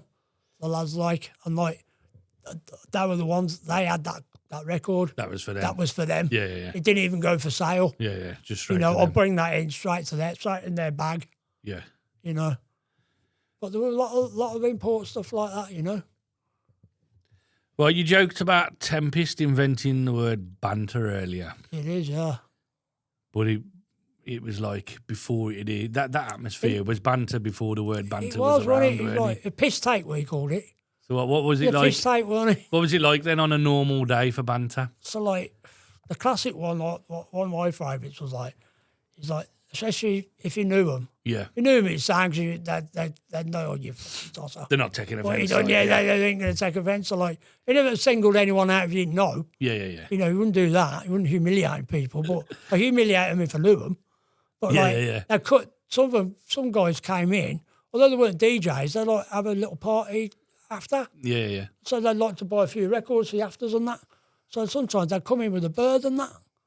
And they're like, but we used to like go, see if they're coming with a girlfriend. Because like, again, it was a bit of a bear pit up there, wasn't it? Yeah. It pretty much male dominated, right? And it was a bit of a bit raucous, wasn't it? Yeah, yeah, yeah. So like, we used to like make a bit of a fuss of the women and go, look, do you want to sit there? Do you want to? Yeah, yeah, So sit like, on the you know, stairs. yeah, to like settle them down a bit. Yeah, yeah. So basically, give them more time to let the spend bloke money. spend more money, like Yeah, you know. yeah. And like, but like they go, oh God, do us a favour, I've heard this record, and they go, oh yeah, yeah, and it goes a bit. Can I just sing it to you? The line, you go, I go, yeah, and I'm just about to do it. I turn the music down in the shop. Go, right, everybody, get everyone's attention. We've got karaoke here today, like. This gentleman here is going to sing us a song. And I go, you fucking tosser. You fucking absolute tosser. And I go, oh, and there he's just going redder and redder. And he sees Vern at the back going, yes. Yeah, Taking it's the funny, fish isn't out it, of him, man? yeah. Yeah. And it's just like, and then you go, oh, go on, sing it. And you go, boo, boo, boo, boo, boo. And you go, Yeah. I've got it here, mate. And you go, fucking hell, you got it as well. I'm like, yeah. You know, It's mad, isn't it, though, Yeah. man? Now, fucking, you used to get asked if you got the one that goes, but, and they'd just sing something to you, and you'd just be like, but I'd know it. yeah. Nine it's times out mad. of 10, I'd know Yeah. it. It's bizarre, isn't it? It is, man. They'd is. say, sometimes they'd Human just, Shazam. they'd just say something, yeah. They'd just say something like, the one with the female vocal. I know, yeah. I don't know how it goes, but Fucking hell. it's got a female singing in it. Oh, right, okay, mate. That Oh, helps. Yeah. Go through them 8,000 records there. You might find it. Yeah. Right, Tempest became a destination for DJs from all over the country. When did you realise how important that shop was for everyone? Well, you don't really, because like I said, we didn't, initially, DJs were a bit of a pain in the arse, right? Although a lot of our customers, right, they were hard work, because purely for the fact is they had everything. Yeah. It weren't because like they were knobheads or anything. Yes. It's just they had everything. It gets sent to them, and don't you're, you? and you're going, oh, I got sent that last week. Got sent that last week. Got sent that. I said, fucking hell, what can I give you then? Do you know what I mean? So it was really hard work. Yeah. And then, but then you started getting, I say like those guys who like bought that hard kiss label, you know? You like go, well, actually, we're the only ones who can get that. You can't buy it. You can't get that on Yeah, you ain't Play getting Doh. that nowhere, yeah. You know what I mean? Like, so like you did start getting in. We'd get the odd famous DJ coming and that. Like I remember, like the Paul Van Dyke story. Yeah. I think Marcus told you it on his show, and Yeah. like, and I'll tell you in a bit more detail. It was this is how bad it was. It was 5:30 Saturday afternoon, Yeah. so everyone's been and gone. Yeah. Right, the records have been rinsed. Yeah. Everywhere. there is- All over the place. There is nothing there, right? All my stock has gone. All my big tunes for the week has gone, right? I'm in the thing, like, and I've not gone to the loo. Come out of the loo, and Mark was talking to this guy, and he went, "Oh, he's Carl now. He'll know." And I went, "All right," and he went, "Yeah, I just want a few records, some Bromley records and Transy records and things like that." I went, "You know, you struggle now, mate. I mean, it's like 5:30, like, you know." He went, "Oh, it's for Paul in the racks." And I went, "I'm his manager." And I was like, "Fucking hell's Paul?" Looked over, it's Paul Van Dyke. Just stood there I'm like, like, "Fucking hell, it is as well."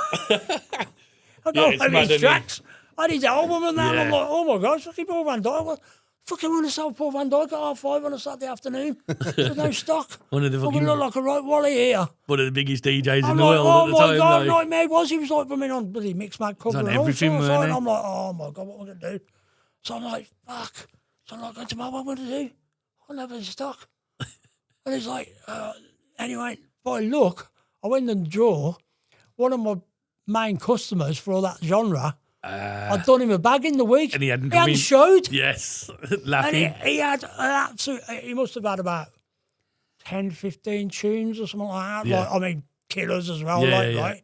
And I was like, Oh, fuck him. Look how I'm going to get involved on Dyke, you know? Like, Yeah, you know. you can't And look a mug. If I told the guy, he'd be like, "Oh," and he'd understand, you know? Yeah. And I get him in. He was like, I went, he listened to him. He went, "I'll have the lot." Wow. I was like, "What?" I went, he goes, "I'm playing up Baker's tonight. Do you want to come up?" I put it on the list and that. "Yeah, son." So he started playing the tunes. And the tunes I sold him, I think 10 of them, he did an essential mix. And put them in there. The 10 of the tunes I sold him was on the essential mix Fucking hell. for Pete Tong. That's mad, isn't it? And another one is like, I think I played with at Money Pennies with Farley Jackmaster Funk. Yeah. Now, he's a hero of mine, a house legend. Yeah, of course. Everyone One knows of who the early he is. boys, Like, isn't he? you know, Yeah. he's just like originator. And I remember he DJ'd and he come up and I played and he went, "Boy, I need to find out where you got your records from." No way. I said, "I work in a record shop," like, and I told him. He went, "Oh, sound." And then on the Monday, he come in. Wow. He's just like, "No way, Farley Jackmaster Funk." Yeah. I mean, heroes fucking Yeah. in here, like, And yeah. from him, Godfather of House, he's from in here in the fucking shop. Fucking And mental, everyone isn't did, he? yeah, so like, and then I say, like, you said, obviously, I Tony. had a similar one when I got into the house stuff. I really liked Paul Wolford. Yeah, I And know Paul Wolford was playing in Below on the Saturday night, and we were going. Yeah. And then about 4 o'clock, Tempest, obviously quieting down a little bit. Next thing you know, Paul Wolford walks in. And it was me and Scouts who were there at the time. Like. Yeah. And yeah, fucking Wooly just come up and he come on the floor and he was like, "Fucking hell, lad, sound." And he was sound as fuck. And we met him at Below and had a fucking chat with him there as well. And his missus hung around with me and Marlott all night, like. His missus was like Bloody with him and then brilliant. just tagged on to us and she was like, fucking having a little bit of this and bit of that, like. She was fucking loving it. Brilliant. Yeah, it was a great time, like, yeah. I mean, a lot of DJs we looked after, like fledgling DJs as well. I mean, like Rue, Yeah, Paul Thomas, yeah. Andy Farley. Tony'd come in, but he'd get most of his records from down London, really. Yeah. Obviously, he played at Played Trade at and that, Trade, didn't he? didn't he? So Yeah. he'd go record shopping He'd over get it. before Yeah, or I know after he there. had, Like, he had a lot of Icon as well, yeah, didn't he? so, and then you get like people like had- Rebecca. Yeah, She's one of my original Becky, yeah, customers. yeah. She's come in with her mum. Yeah, she's smashing it. She must have been about 14. She lives in Germany now. She does. Isn't she Chris Leibing's partner or Yeah, something? no, she was on his roster. Oh, is he? I don't know what Yeah, it is. she was on Ebing's roster, and then I don't think she's on that no more because she plays some like. She don't really. I don't know how to describe it. It's not techno, but it's I've fucking heard it, still yeah. hard. It's hard. hardcore I stuff. love Like, this stuff. It would be hard for me. Like, Yeah. You know. but she's still doing well. She But seems to be playing she's everywhere coming with her still. mum. And again, another one who come in on a Saturday afternoon. So obviously it was a bit raucous. Yeah. But we'd make a point of like, right, mind your language, mind your fucking language, that kind of thing, like, you know. And she'd come in and she got a little list and she'd buy that little house records and that. And then, I think she went to be page 3 girl, didn't she? Yeah. I think after that. She did, yeah. I bumped into her into I'll be honest, I haven't seen her for... Miami, I bumped into her, of all places. I haven't seen her for a few years, man. About 10 years. But I obviously still kept in touch on social media. Yeah. And she's still doing all right. She was living in Germany last time I spoke to her. Same with Tony, coming like surgeon. Yeah, surgeon, yeah. Surgeon, he was one of the original boys that come in and that. Yeah, we've had... I think he was just a student then. We Like, had Chris Lake come in as well. When... I don't think it was long after he got his song signed by Sky Sports. Bloody hell. For the, when they do the analysis breakdowns. Yeah. His was the tune looping Bloody in the hell. background. Like, Oh, I can imagine he got some fucking dough for kill that. him for that, yeah. Yeah, easily.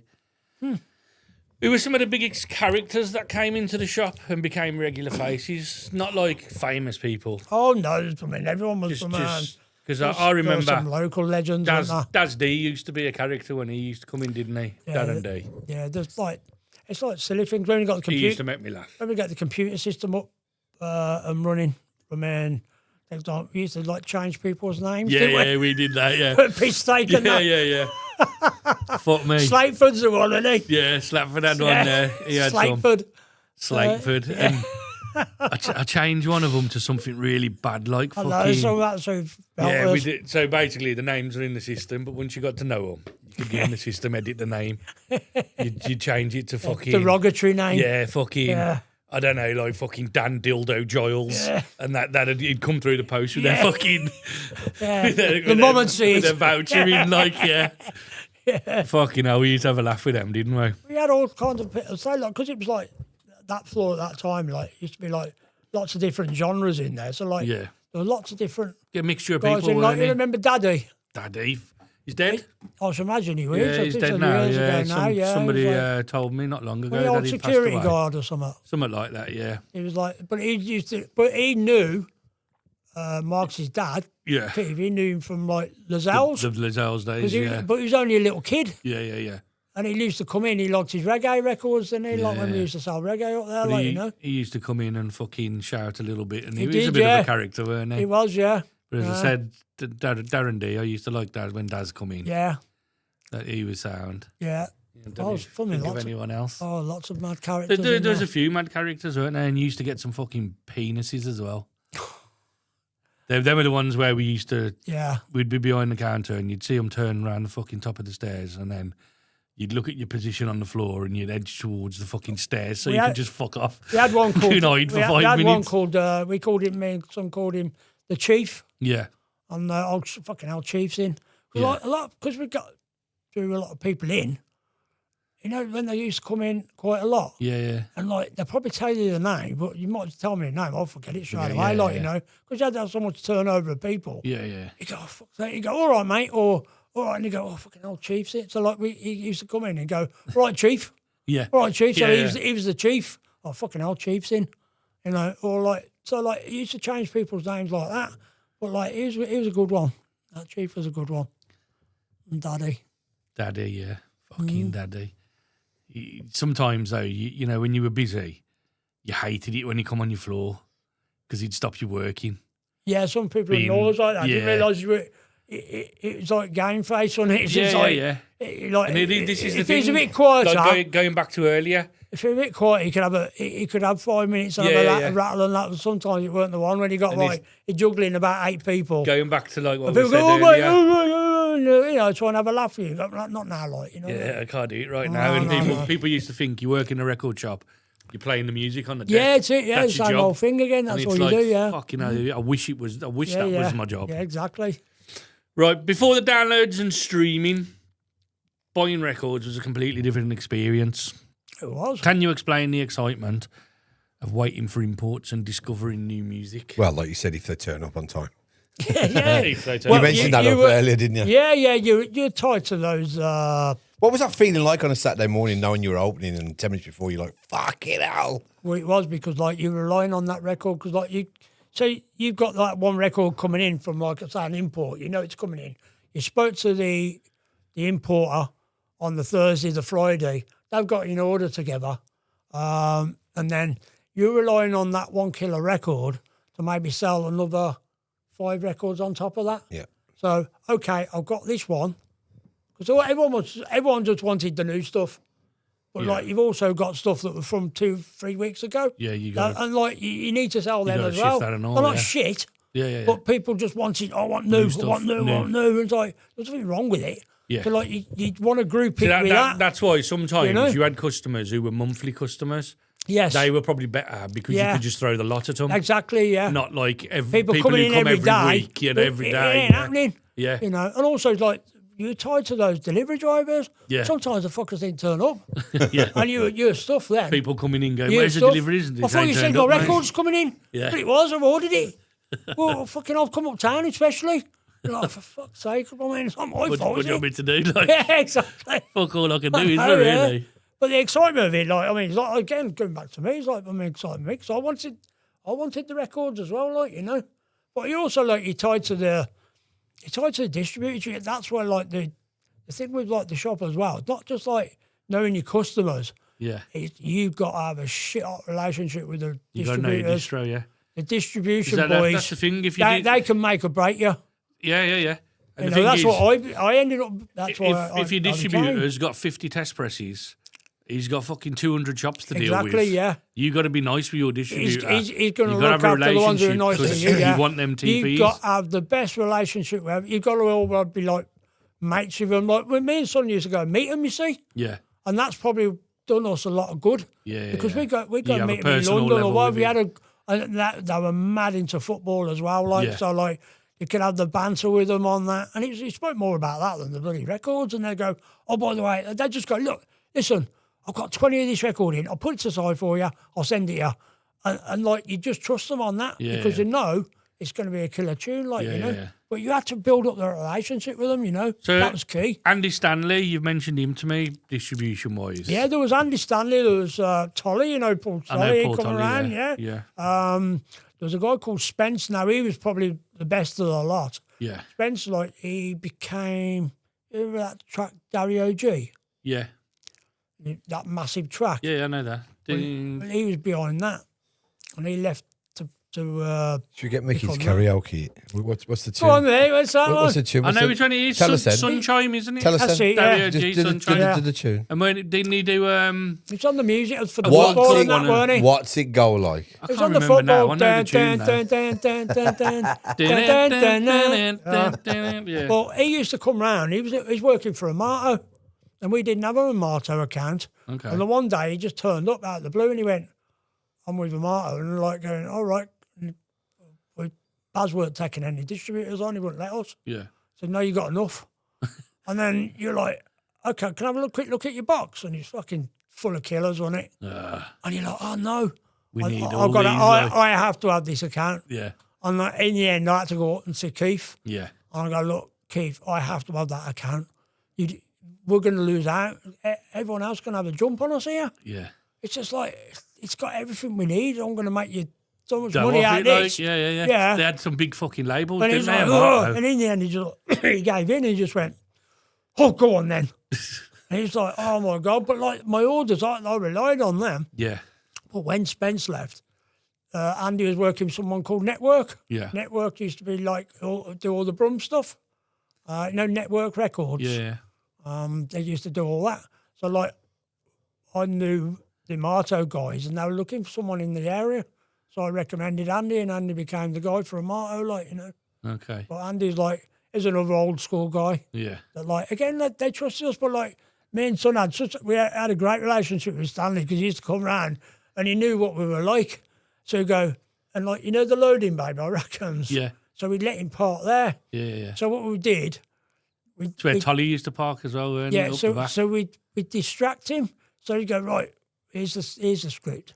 So like, I'll keep Andy busy Yeah. and Son will just go into the van.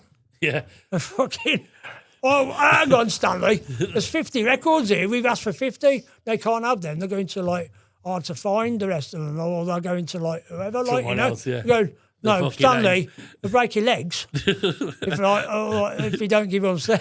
He's like, I can't give him you. They've got to go. Stanley, your legs are going to We're get having broken. them. Like we're having them. Simple as we're having them. We go, oh, you fucking pair of tossers, like, and we'd have them like as that, and he'd sort us out, and it was like, and then the once like he left it up there, we distracted him.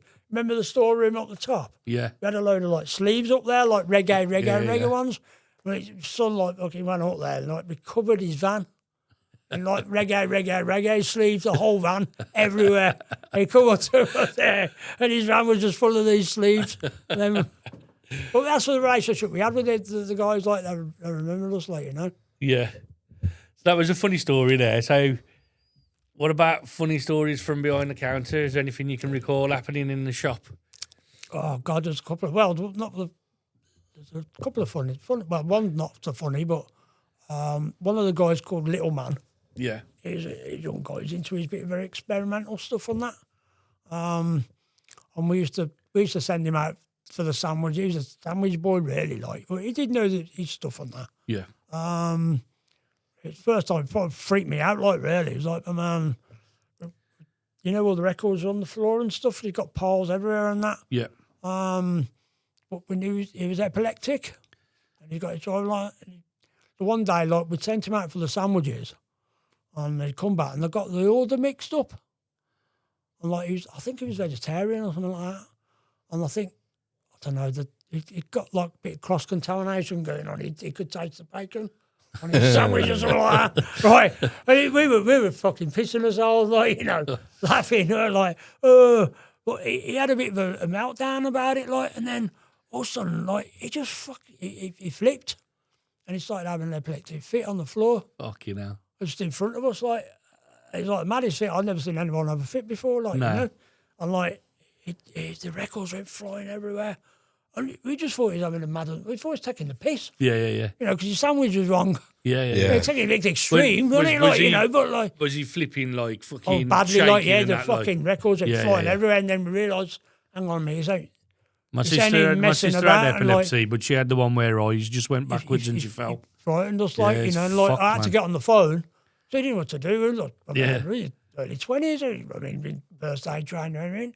And we had to call Baz, and Baz come down, running down, like, put him in the recovery position and all that kind of stuff. And we're Yeah, like, it's mad, isn't it? bloody hell, like, it's real freaky, like, you know, never seen anything Yeah, like that it's before. crazy, like. man. And then we're like, carrying on as normal, like, you know, Yeah. like, oh, what, did you want that? Did you like? But you know, I remember like, seeing my sister have one for the first time, and we were actually sitting on the sofa. Bearing in mind, she was probably 4, so I'd have been 7 or 8. We were sitting on the sofa and we were eating jelly and ice cream, and we were pissing around and that, like. And then the next thing, she sort of fell into me. So I thought she was like wanting a hug, you know, like you look after your little sister. She's only 4, and she sort of fell into me like that, and I've gone like that, and then she's fell again, and I'm like, yo, get off me, like, sort of thing, and she was just done, and I lifted her up, and then my mum sort of clocked something was wrong, lifted her up, and her fucking eyes were gone. That's mental. Literally, innit? her fucking, you couldn't see her pupils, they were gone up, and her fucking swallowed the tongue and everything.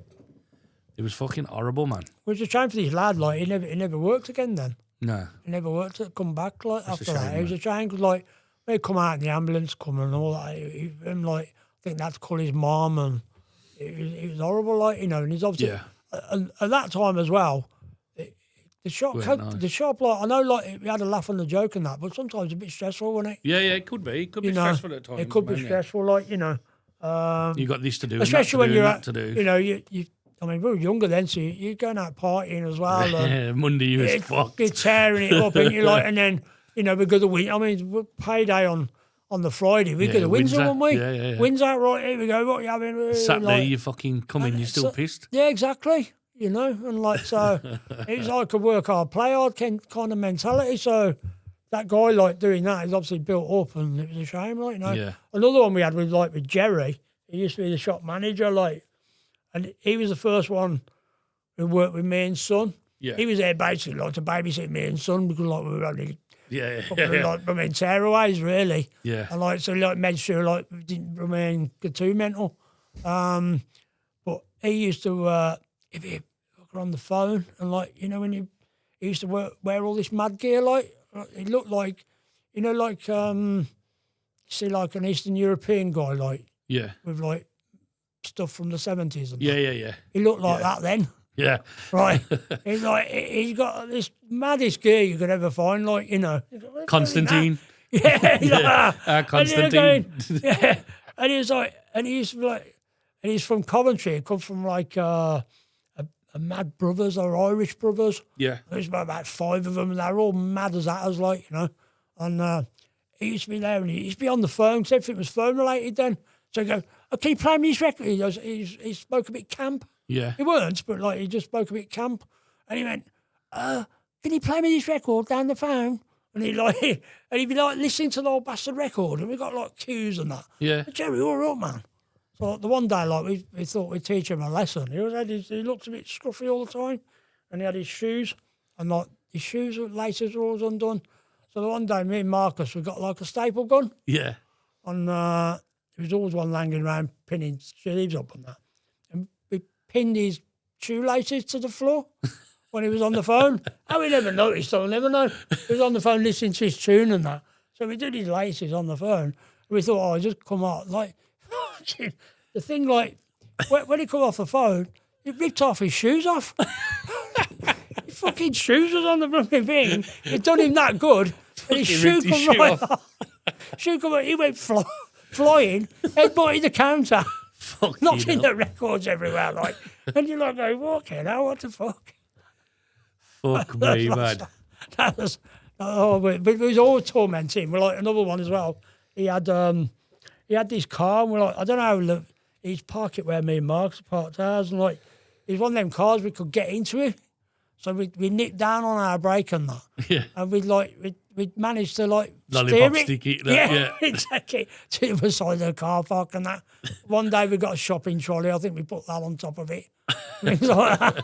It just torment the guy. Like, That's what it's like there, though. We used to wind each other up all the Yeah. time, didn't we, man? I thought it was fucking... Yeah. It was just a brilliant atmosphere. Yeah, definitely. Right, tell us about the time you was asked to be a DMC judge. What the fuck's that? So do you know what this you know what mixed DMC up? is? Right, so what I'm saying is, you're talking to hundreds, maybe thousands of people. They'll be like, Yes. oh, So Disco Mix Club was like the There you premier event. It's like the world. So like what they do the DJ championships. Basically, it's the scratch championships, Yeah, isn't it? it's mostly scratching, isn't it? Like, Scratching, you know. yeah. I mean, I was going to listen to that in like 1987, like, you know. Yeah, it'd be the hip-hop shit, isn't Yeah, it? and like what they do like in the UK, they have like regional heats. So that all the guys in like, I don't know, the northwest, northeast, and all kind of thing. And they have different regions. And then the best out of the region would go to a qualifier in London, and the best one then will go to the world. And the world, they'd have like, say, like 12 of the DJs around the world will be like named the best DJ One in of the them, world. yeah, it'd be the best in right? the world, wouldn't it? Yeah. And there's quite a few UK guys won it and that, but it's mostly European guys that won it, yeah. or American guys. Because like originally it was DJ just Craze and people like that, originally it weren't was just 2 decks and a mixer on it, and then they changed it to all different things and that. Yeah. But there's people like, I mean, there's people putting decks on Coke cans or mixing behind the backs, and there's all sorts of going on. Like, go on YouTube and you'll see, like, it's amazing stuff. So how the fuck did Amazing. you and Mark So- get asked to be fucking judges on So that? me and Mark got asked to be judges on it. So like Mix Mag, you know Mix Mag? Yep. So Mix Mag, most viewers will know what Mix Mag is. So they had they owned DMC, owned the Mix Mag. Okay. So like DMC used to run the events, and then I knew a guy who worked for DMC. Okay. He's from Daventry, and he used to organise those events. And I knew him. I lived in London. Yeah. And he used to be like a few streets away. I'd see him in the pub, and we became friends. So we got chatting and all that. Then we were working at Tempest, and he'd like say, "I'm doing the regionals for Brum. Are you lads going to come?" And that. I said, "Yeah, sound like them and a lot of the boys I know and that. We'll sell the tickets and that." I think it was the Radisson is in Brum. Yeah. Now on the corner. Yeah. Used to be a bar there called Circo. Okay, Circos, yeah, I remember Circos. And it was there. And he said, like, if you boys want to come and that. I was like, yeah, Sam. Well, like, the people for the shop will do that. He says, and also, I need 2 judges. You might do it. I mean, what? I'm about DJ, you know, bloody about scratching like on that level. Yeah. And like, Mark ain't got bloody Scooby-Doo about shit like that. You know? And it was like, no, we ain't doing that. No, like, we ain't qualified to do that. Fuck that. He went, it's free beer. Ah. We'll do it. Yeah. We'll do it. And it was just like, oh, man, come on. Yeah. We know, I would just get pissed. Fuck you. And I was just like, and then we went to Serco, and they said, like, and we just thought we were in the crowd and that. And he went, no, you got to go on to, like, there was like kind of a gantry type thing. And like, he says, you got to go up on the gantry and watch the DJs and that. All right, and sound. So we went up there watching all the DJs go. And then like, there's like a guy who was hosting it called Cutmaster Swift. Now he's the world champion. Yeah. He was the world champion. He's from the UK. But he's like a legend, like, you know. Yeah. And like, he was hosting it. And he went, right, he's comparing it, and it's guys from, like, you know, wherever they come from, you know, in the area and that. And then he goes, right, we're going to meet the judges. And you're like, what? So tell us about it. I was like, I ain't got a fucking clue what you've just watched or anything, and then they're going to interview you about it. He never said he was going to be speaking and that. And he's like, you can imagine, like, it's a bit raucous crowd there. Like, everyone gets fucking mental in there. And we're like, oh, no. And he's going, so, what do you think about the DJ there? And he gets to me, and I was just like, yeah, so-and-so, and a lot of skills, and a lot, you know, and like, I hope everyone has a good night tonight, and, you know, blah, and like the talent on shows, and trying to blag it a bit, like, you know, I got away with it, you know. Trying to say all the right words. Like saying, like, and then he goes, this is Marcus from Tempest Records, what have you got to say? He went, let's fucking party. That was it. That was it. He's only said. That was it. And then I got my sister, like, yeah, moving along. Brilliant. I know. Brilliant. So you had... But the Scratch Perverts, you ever heard of them? Yeah, Scratch Pervs, yeah. They won on the night. They won. Yeah. Wow, they had a career as well. Yeah. They won that night, yeah. I think they're still going now. Yeah. They were brilliant, definitely, though, honestly. Like, I had shoulders above anyone else on that night, yeah. So in the shop, you had a couple of footballers in as well. Ian Taylor, Tommy Johnson, Hugo Ekiog. You did, yeah. Did you have any the more? late Hugo Ekiog. Yeah. The late Hugo, yeah. Yeah. Well, that came about. That was me came about with, I don't Money Pennies and like with, I done DJ. I had DJ, yeah. And there's a guy that come in the shop. Did you play Money Pennies often? Yeah. Yeah. Yeah, it was on their roster, yeah. Yeah. Mm. But there's a guy with his missus, and I come off the deck, and I'm like talking to this guy, and he went, oh, it's a wicked set like that was. I enjoyed that. Oh, nice one. And I said, my missus, I was chatting away. And then everyone's like, I said, I've seen you in the shop, ain't you? Come in the shop. Yeah, I come in, like, you know, like, oh, sound like, blah. He goes, what do you do? He says, I'm a footballer. I says, are you? I said, who did you play for? He said, I've just signed for Sheffield Wednesday. Okay. I said, bloody hell, proper footballer then. Yeah. And he went, yeah. I went, oh, I didn't know. What's your name? Says Ian Taylor. I went, all right. And I never thought nothing of it. Well, I think he was at Sheffield long. Yeah. And I think the Villa, I think he was at Solihull Moors for a bit. Okay. I think he was on Under the Cosh talking about it. Yeah. And it was like, I think it's time because he's in Boyle I think he Club. went to Charlton at some point as well, didn't he? I'm not sure. Ian Taylor, yeah.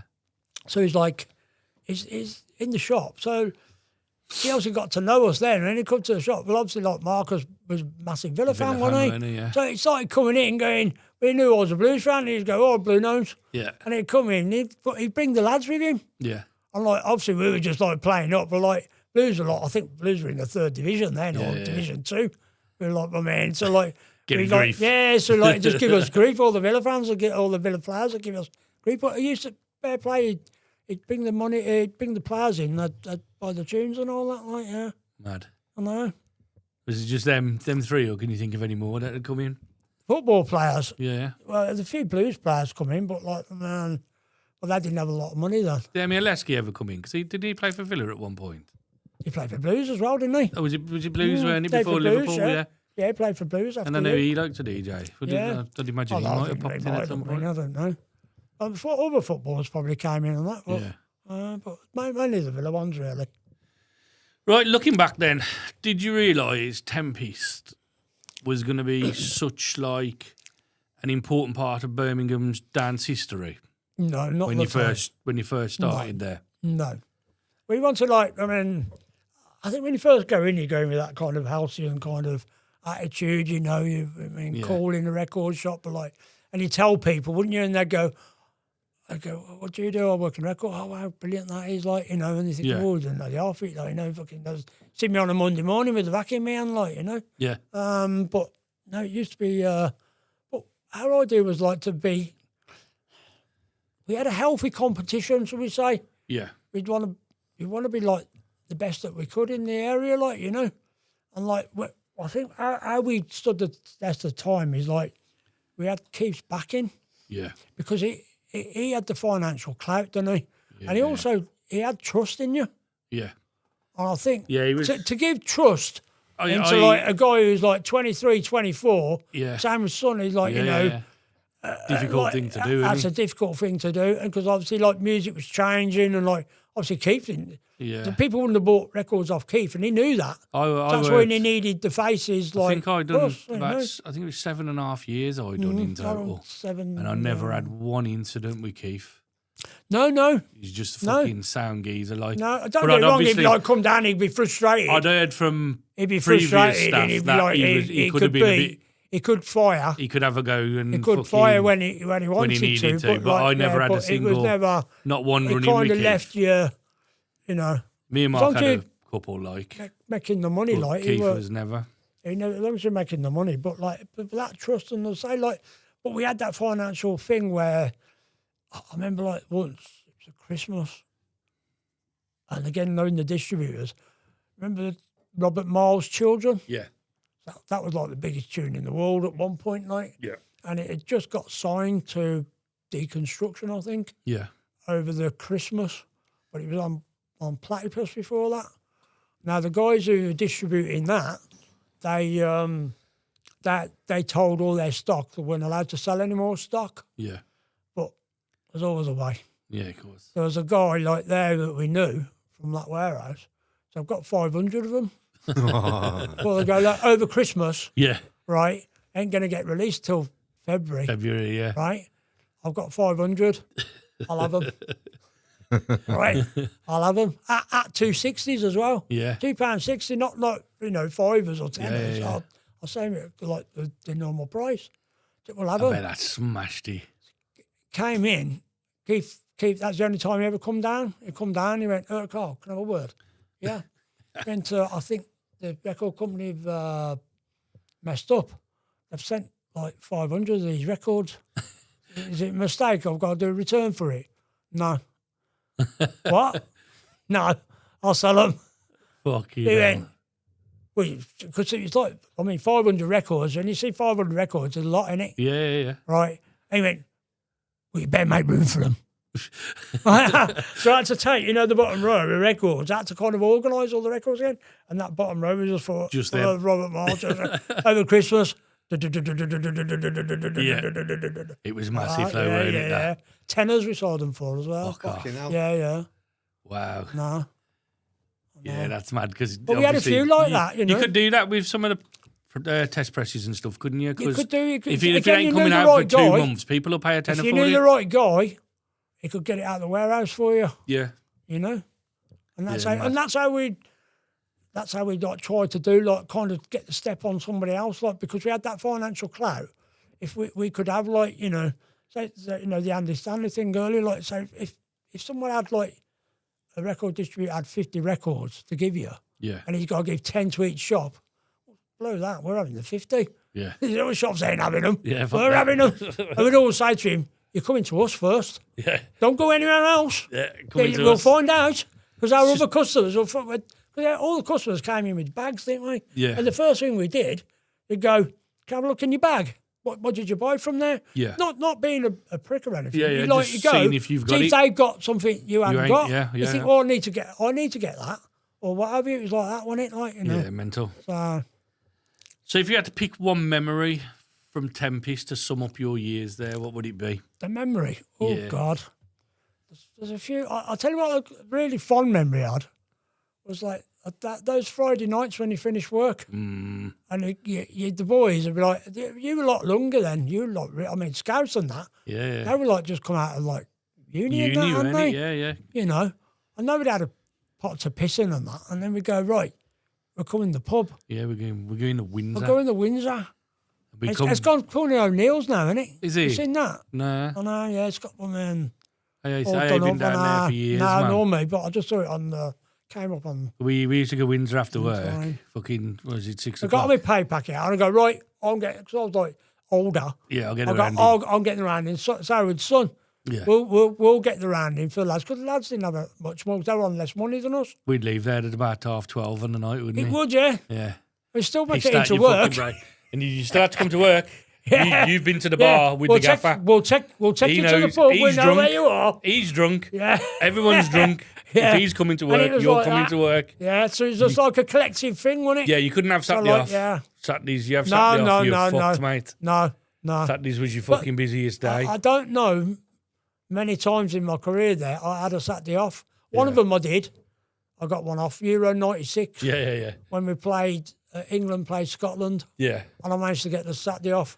Much to son's annoyment, I put it on. I remember- He didn't know the fixture, and I put it on. He had a load of I remember the one time, right? Liverpool and Everton was on the Saturday on the early kickoff, and I remember saying to son, "I'm going to watch the first half on my dinner break, like." And Whitehead's mate Hunter, do you remember him? Yeah, I do. Yeah, He was down, if I remember it correctly. I seen him in Southport. Yeah. Yeah, that's him. Yeah. We walked down to the truck. Yeah. We started watching the first half in the truck. Yeah. And when the half finished, I sort of phoned Scouse and I was like, "Has he been up?" Yeah. And he went, "No, he ain't been up yet." I went, "Tell him I've just gone on my dinner. Yeah. I'm going to watch the second half." Yeah. And he went, "All right, sound." And I think he clocked it, but couldn't prove it, if you know what I mean. Oh yeah. But I ended up staying to watch the second half as well. Yeah, like that's what we did on the Saturday. It was like you had to do them we things. had Liverpool, Everton, man. we had the cousin. You knew it was like in like you get your mates coming, don't you, on a Saturday? Yeah. And they go, "Coming for a pint?" Yeah. And you're like, I can't. "Fuck's sake, man!" It's like, Let's go over the road. And you go, "Son, fucking so and so's in, like, you know." Yeah. Any chance I'll just nip for a pint. Yeah. Oh, you need to sort these 10 geezers out first, though. Yeah. So I've got them. Don't worry. Right, I've got them. Here's that guy. Here's that guy. Right. Don't take the piss. No problem. An hour and a half later, you come back. Yeah. You could just see like his eyes, and you're like, you can fumes coming out his ears. Son, fucking these 10 people have been waiting for you, and you're like, oh, I've got him, son. I've got him. Don't worry, like, you know. But it's like those times. I miss those times. I miss the, you say summing up the times there. It's just like, I think it was that, going back to that social hub again. It was like a social club. Yeah. It was more than a shop. It was, man. It was a bit like Barcelona. I said this more than a shop. I've already said this as well. I had people who were customers at my wedding. Yeah, I still speak to guys now, and that's mad. That's still it's like, mad how customers became my friends. Yeah, exactly. Yeah, and they were at my wedding. And if I hadn't worked at that shop, I'd have never have known them. See, then these people are at my wedding. So we've got guys who used to go.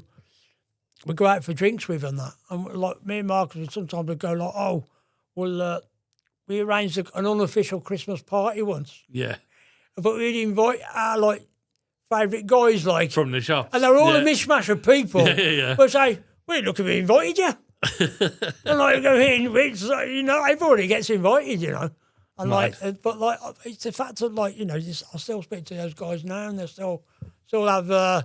I still see it on Twitter and things like X or whatever it's called. Yeah. I still see people who famous DJs or media people or magazines or things like that. They still mention it. And you go, bloody hell, I can't believe that it's still in people's thoughts brains, and that, Yeah. And that's what I take away from it, really, I think. Yeah. Right, last question then before we finish the interview. For anybody at home, we are doing this interview in 2 parts because there's too much to cover. There is too much. Wayne's got to stay away for it though. There's way too much fucking. I'll be in the bathroom and me in the sink. Too much to cover in one interview. So in the next one, we're going to do DJing, acid house, pirate radio, moving to London, owning your own labels, everything that come after Tempest, basically. Yeah. So the last question for this part then. When you eventually left Tempest, did you know what you were going to do, or was it just a bit of a going into the unknown? I knew what I was going to do, Yeah. Yeah, it was premeditated, It was a difficult decision, though. Yeah. It was a difficult decision. I started a label. Yeah. And them days, like, starting a label was hard going. Yeah. It weren't like, obviously your time, you had to have it was expensive. Yeah, of course it was. Mega expensive. So me and a friend, like, we kind of, I'd done a couple of demos, like, and a friend of mine says, he'd got a bit of money behind him, and he says, I want to put them out. And I went, nah, that's shite, like, they're not good enough to put out, right? Yeah. But he says, well, I want to do a label. So we started looking around for artists, and we found an artist, and, like, I sent it to a friend of mine who's, like, we'll talk about in the next episode, like, and he worked for a martyr, and I sent it in for his professional advice. Yeah. And he was like, do everything you can to sign that person, like, So, like, he's just like, okay. So it was taken upon me, like, look, if we do this label, bearing in mind I'd done labels myself in the past and got burnt by them, we'll get onto on that. Yeah. I wanted to do it right this time, but if I did it right, I needed to know everything about the music industry. Yeah. And the good and the bad. Yeah. The bad mainly. I knew the pitfalls of it and stuff like that. Yeah. And it was like, so a decision was made that, like, the job became available. It's like, you remember we were talking about all the distribution guys? Yeah.